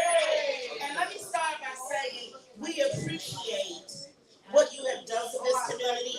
We appreciate your hosting skills. We appreciate your following.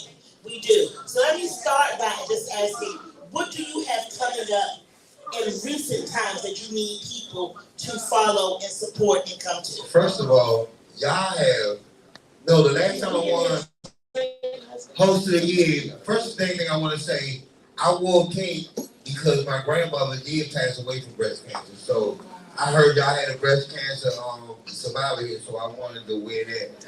Also, I got a shout out to GoGoRadio because when I came off the streets, Buzz put me on GoGoRadio, and I was on GoGoRadio for 8 years. So shout out to Nico and GoGoRadio.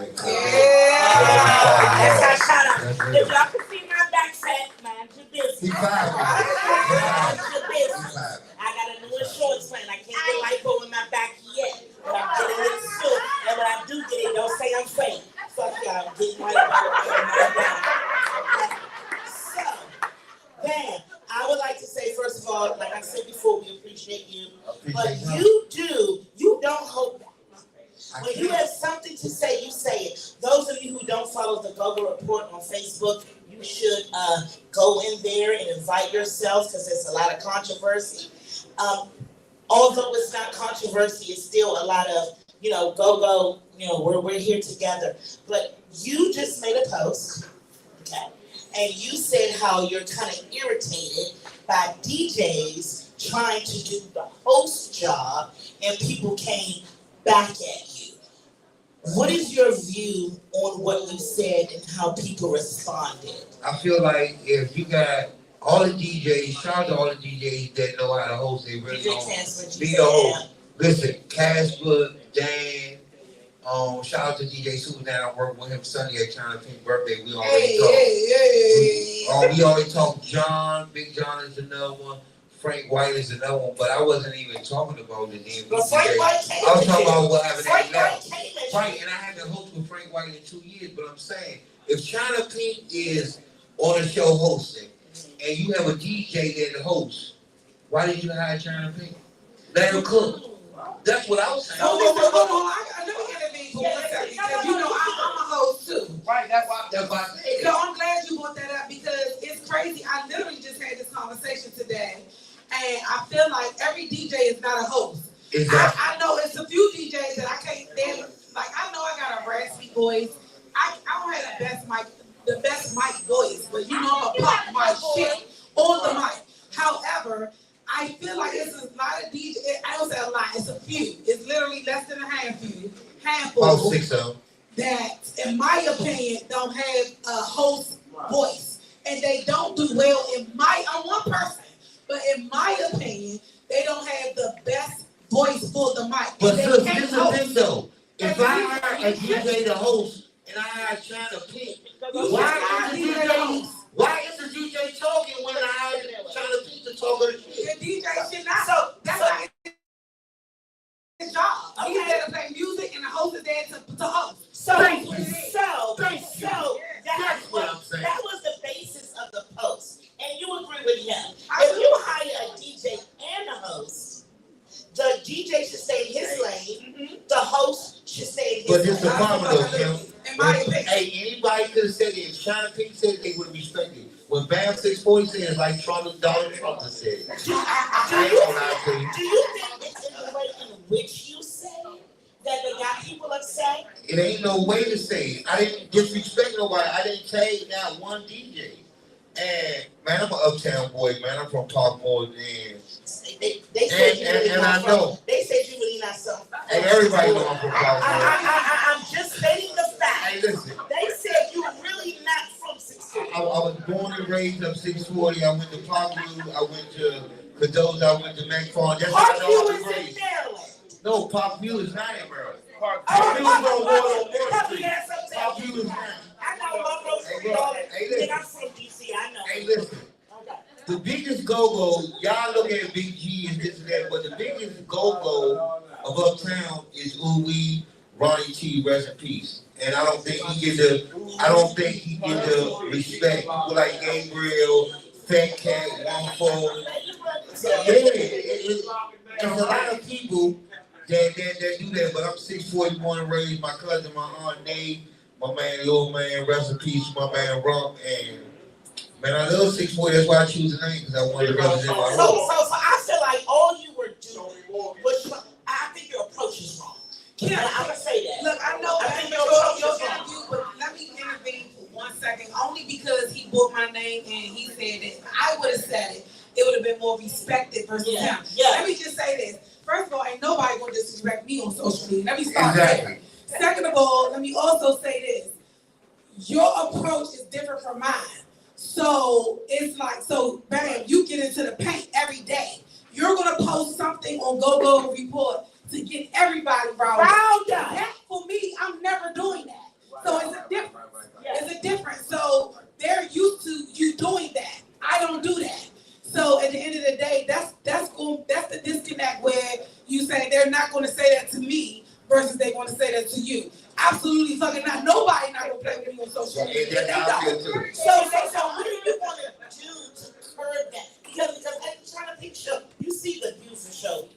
We're all about peace. Hey, y'all get my eyes together. Y'all get the eyes. You have a 60-year-old men. I ain't gonna lie. You have a 60-year-old men. And I said that, look at this. That is not happening. No, listen to this. Let me go.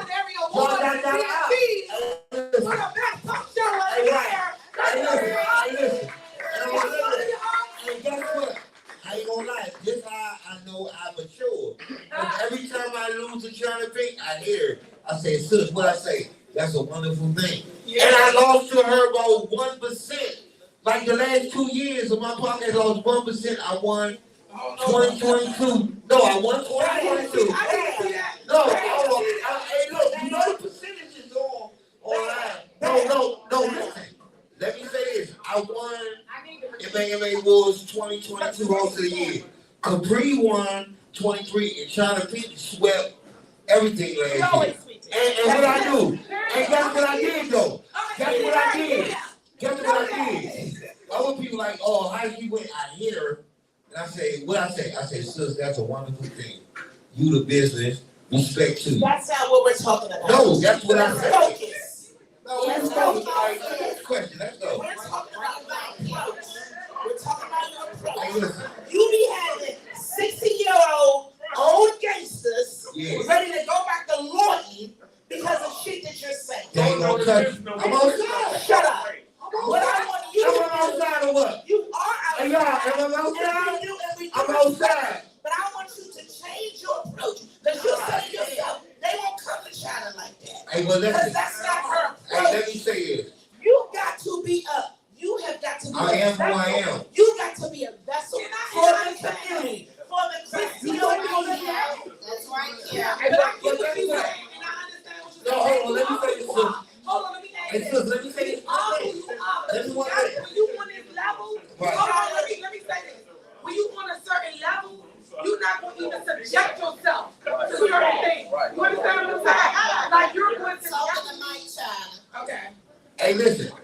I'm gonna tell you one thing. No, you listen. Hold on. This house show, Hey, listen, hold on. Let me say this.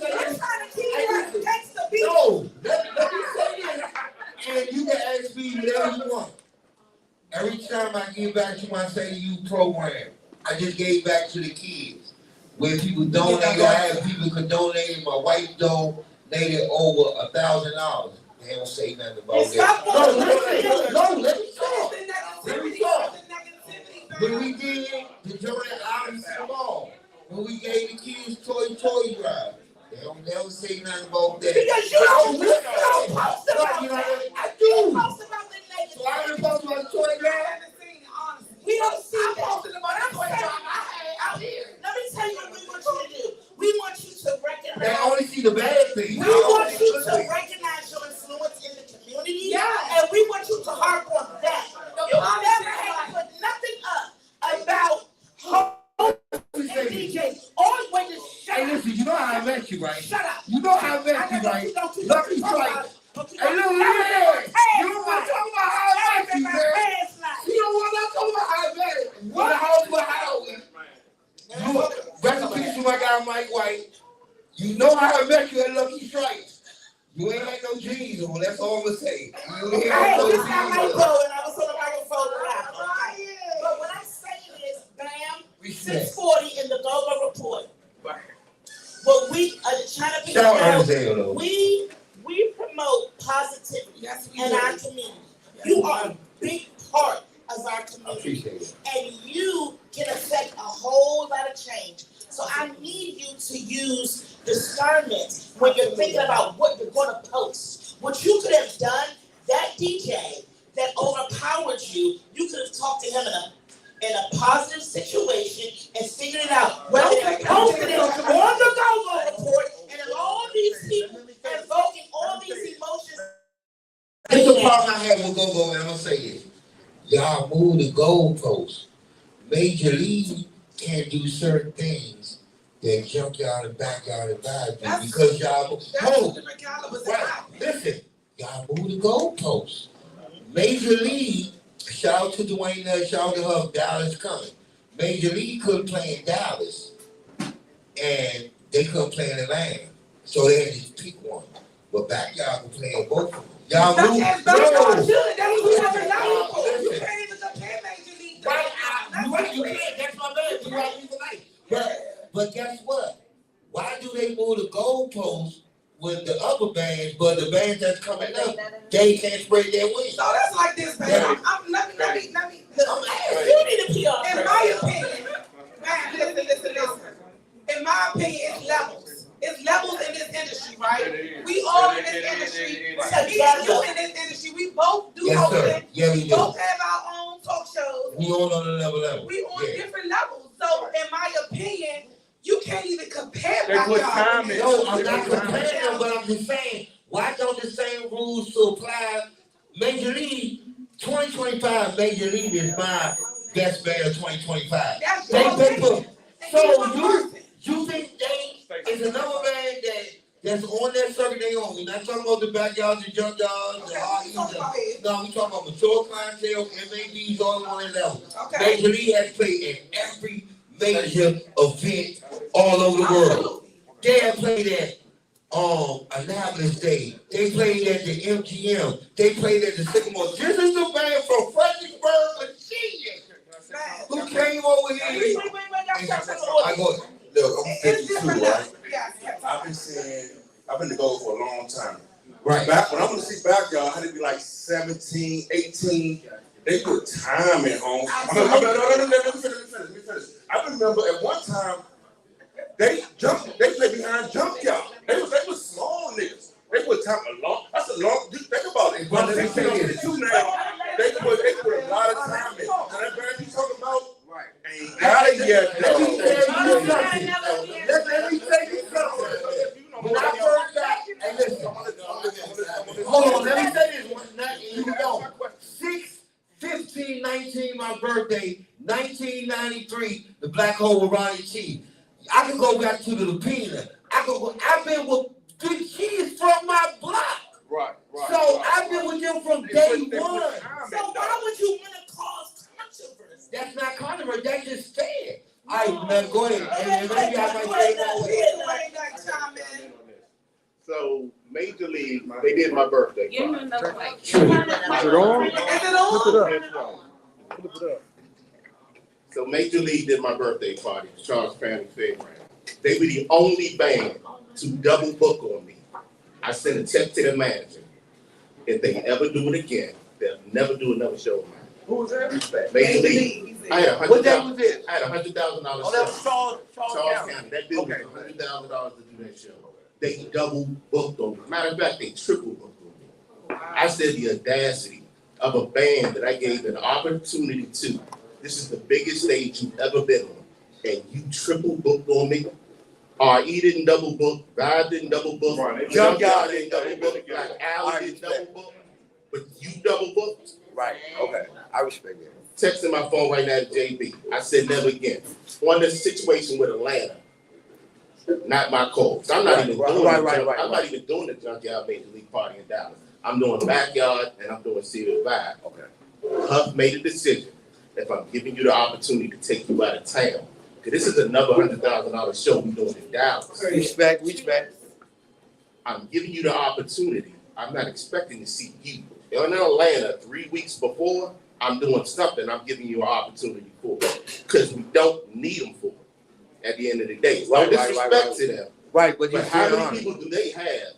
Are they covering their travel with their fans to pay for them to go out there? Yeah. Respect. These shows are crazy. We just got a midget contract. I know. We got a $40,000 bar guarantee out there, guys. That's it. But my Our question bills are crazy. So let me finish. So from a business standpoint, for us it is, what kind of leverage do you have? What kind of pull do you have? Where your fans gonna go? The Backyard fans can afford to go to Dallas and go to Atlanta. Okay. Serious Vibe fans, they can afford to do both. So when Durgan popped up and did the guest appearance, it was cool. They ain't got a problem with that because we know their fans can afford to do all of that. But can the Major League fans afford to go to Atlanta and go to Dallas? Oh yeah, okay. Yeah, you gotta pick one. So what I'm asking is, Book no more next time, man. we heard something go. We heard something go. Hey, listen. My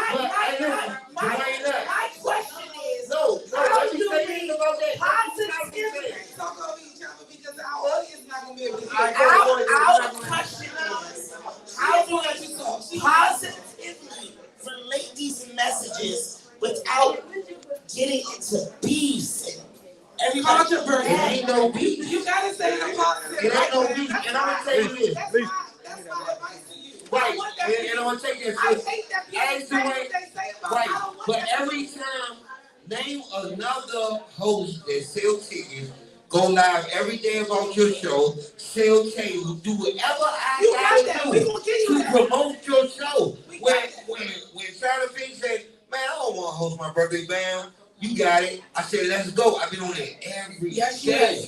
Put this to show. Every fucking day. Because that's what I do. Because I know the host in GoGo is very slim. It's very small. So do you feel like the haters that come in the GoGo report, some of them don't even be outside. they're minimum compared to the love that you have from the GoGo community? Now it doesn't compare to the love, because I've been on stage with every GoGo band that is. I've been on there with Say No More, MAB, Trouble Funk, Backyard, Junkyard, RE, TCB, TOB, What Band. I'm with What Band every Wednesday at Shopper. I'm on the stage on the fuck everybody. Me and Tata created a whole classic with that. So the GoGo people that's in the GoGo respect me. I was on GoGoRadio. I came in the door with Bugs. So who come in the door with BU? So Junkyard. So I came in the door with that. So GoGo in the streets. So you're saying, based on your history, you don't give a fuck what people think about you? No.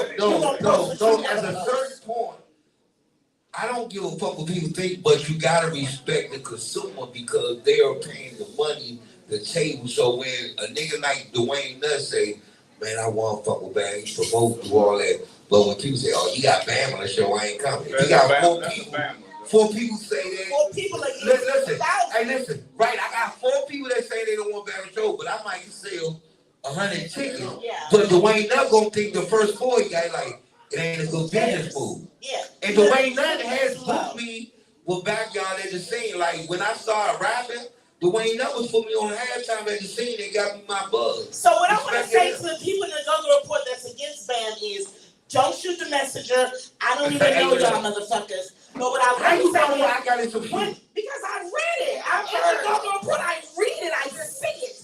What I want to say, I told my husband, I said, wait a minute, hold up. I know I'm beginning, but I got to read it.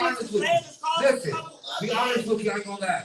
So I made controversy this last day. You did. I don't want you to Hey, know listen, controversy before I know. Okay, I got you. Monday morning we go. Okay, but guess what I did? This is what they now. I did 3 things. No one ever paid attention or made a host of how GoGo topic till I was talking about the host of the DJ. Listen, let me finish. Second of all, when I say it, don't matter if you like me or don't like me, people listen. And they gonna share with Barrow, they gonna go live with Barrow and all that. I got 5 shows just today. That promoters that didn't know me and they said, I don't know who you is, but you gotta be a big deal. And let me announce this.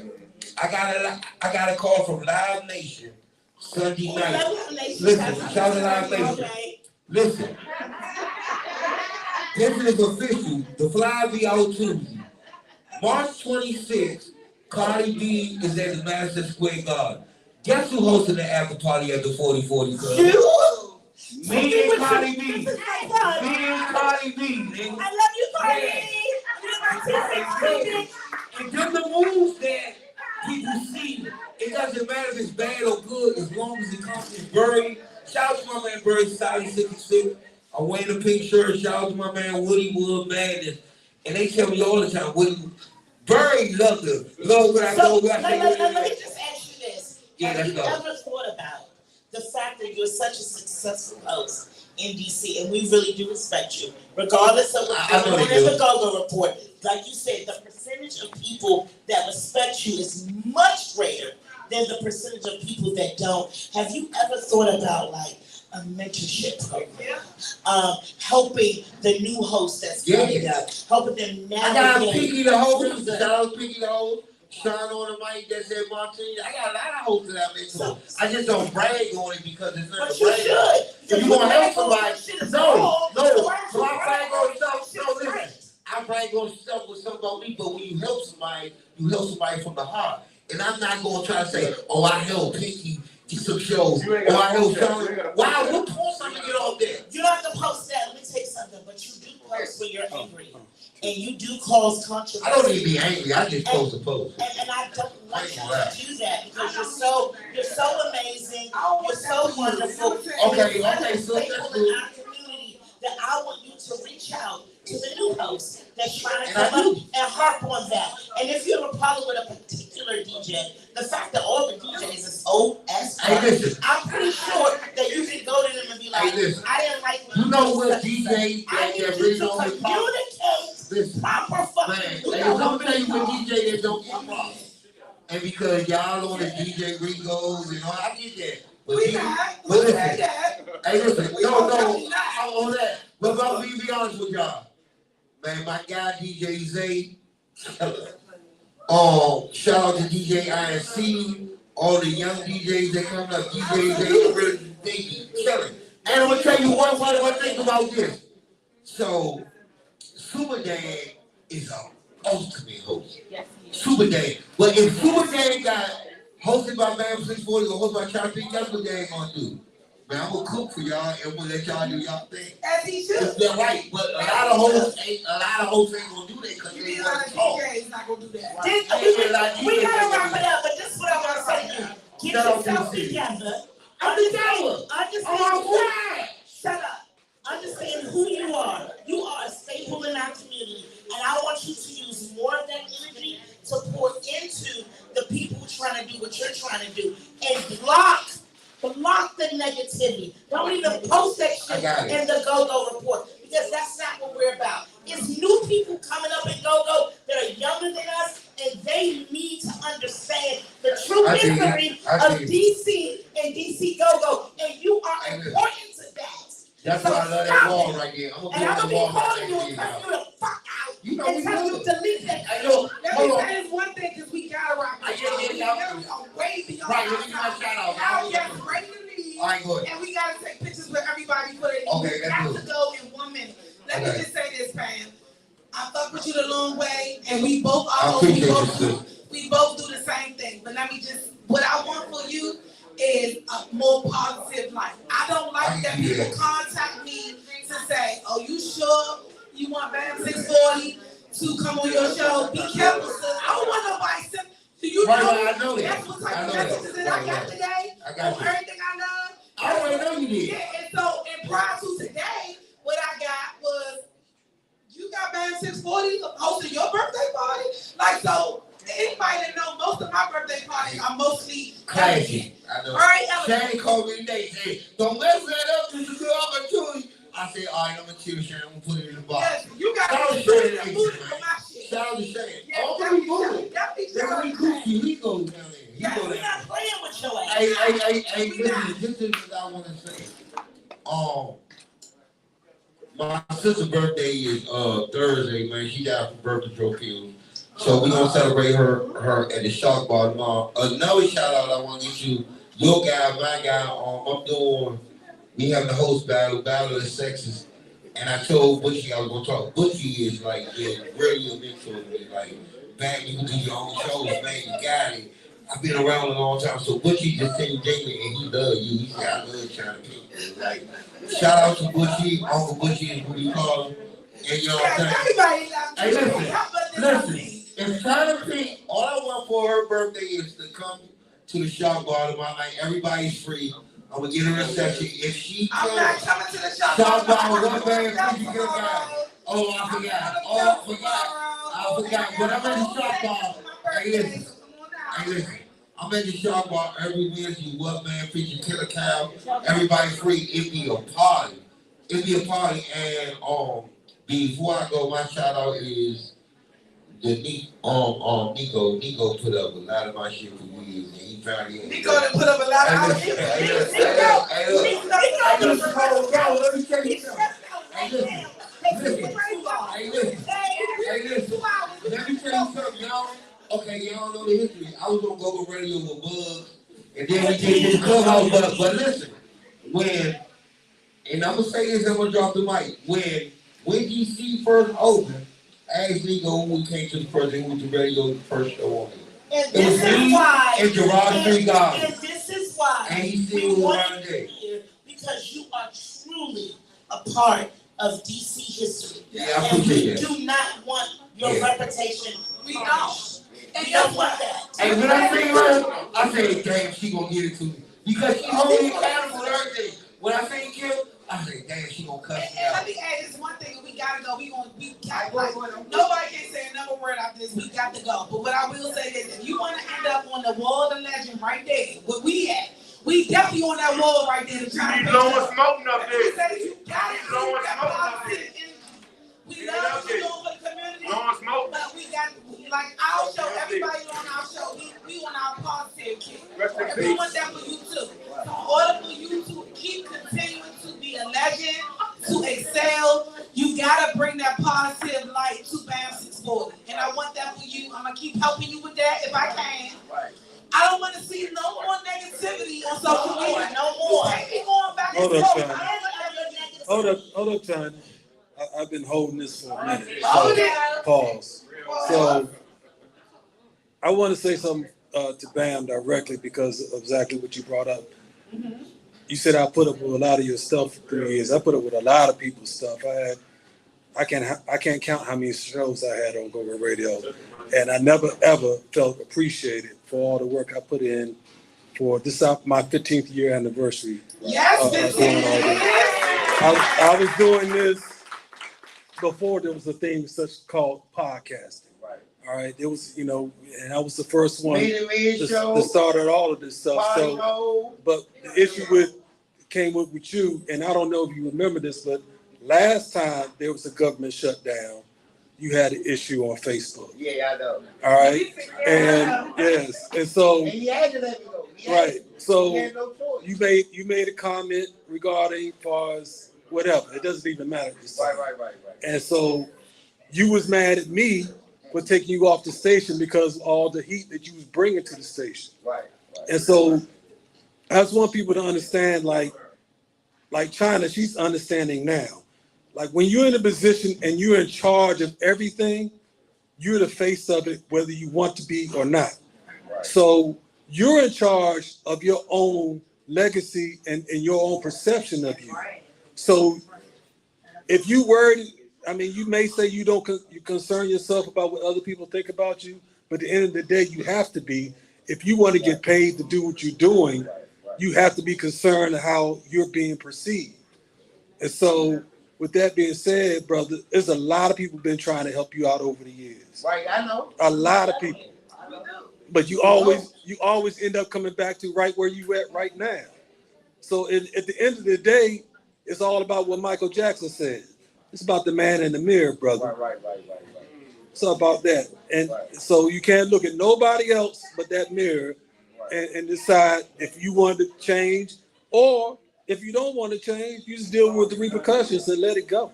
Hey, man, if you want to ever win again as the best host in the best talk show in the DMV, I mean, Why can't you hear? Listen, I know one thing for sure. I'm walking away with those awards again this year. Now, I'm playing that in the bag. I'm not getting awards this year without my best actress of the year, best host of the year, best talk show of the year. That's what it is. And that's what it's been for the last 5 years. That's fine. And I love that for you. Where's the doctor? Where's the doctor? Get him in the session, doctor. Doctor, get him over there. You gotta go, y'all. We gotta go, y'all. We gotta go. Thank y'all. Listen, we gotta thank all our special guests. We gotta stop it there. We had 8 special guests today. We've never done that before. Never had 8. We thank each and every one of y'all for coming out, being patient with us today. We're gonna take some phenomenal pictures with y'all before y'all leave. Y'all stick with us. We're gonna take y'all. Wait a minute. I need everybody in the house to say happy birthday to Chyna'Pin. It's tomorrow. Her birthday's tomorrow. I need everybody to happy birthday. Happy birthday. Happy birthday.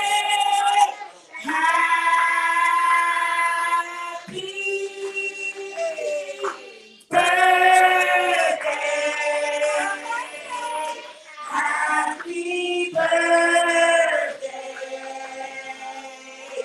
Happy birthday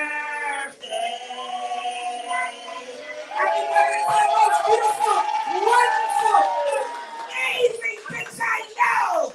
They said. I appreciate y'all.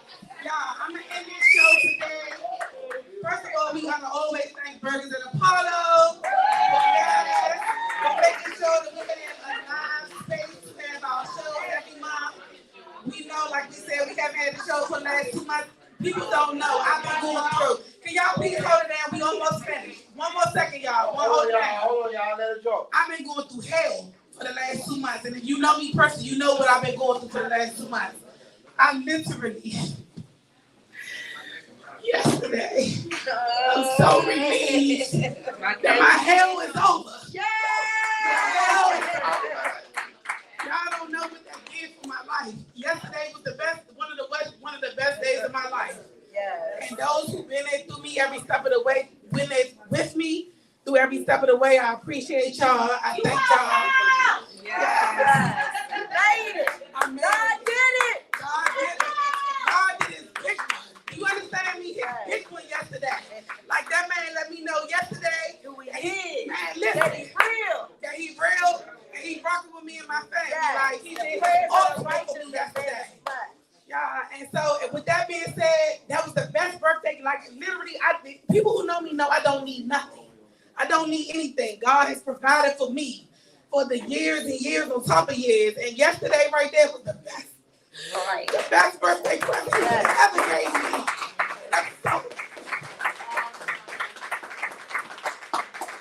So thankful for that. And so with that being said, I can sleep better at night. Yeah. I can definitely, like that cloud is gone over my head now. Like I can move like Chyna'Pink usually moves. Yeah. And that right there is enough for me. I don't need nothing for my birthday. That was that. Yeah. So with that being said, whoever gonna party with me this weekend, I gotta pull up on Friday at Tricky Entertainment Shop. Pull up with your chair, your bottle. We got food. We got the bonfires. We got a DJ. Like it's gonna be a whole situation on Friday for free. Just pull up with your chair. Anybody who know where Tricky Shop at, y'all know what it is. If y'all don't know, hit me up. I'm gonna send y'all the flyer. Bring a bottle. That's all you gotta do. Sunday, Miss Kim, as y'all know, be a badass for my official birthday party. And my grand finale was back, y'all. It's with back, y'all, on October 25th at House of Comedy. Y'all already know that's gonna be sick. Y'all already know how back y'all fucked my birthday party up last year. They fucked it up. So yeah, that's what it's gonna be this year, and that's what it is. And I'm just thankful to still be here. I'm thankful for my family. I'm thankful for y'all. I'm thankful for every positive thing in my life. God has really been good to me, yes. And He's real, and prayers are real. So anything that you're going through, keep the prayers going. I promise you, He's gonna push through for you. I promise you that. So with this being said, we thank you, GoGoRadio. We thank everybody, all the co-hosts. I appreciate y'all. Y'all been rocking with me forever and ever. We don't want awards after awards after awards after awards after awards. And we gonna win that awards this year too. November the 9th, we in there. Ain't nobody coming out of our. We like that. So we're gonna be on next month. We're gonna have one more show for the year. We're gonna take a rest in December and come back in January. But November, we're gonna rock it out one more time. And we'll see y'all in November. We love y'all to death.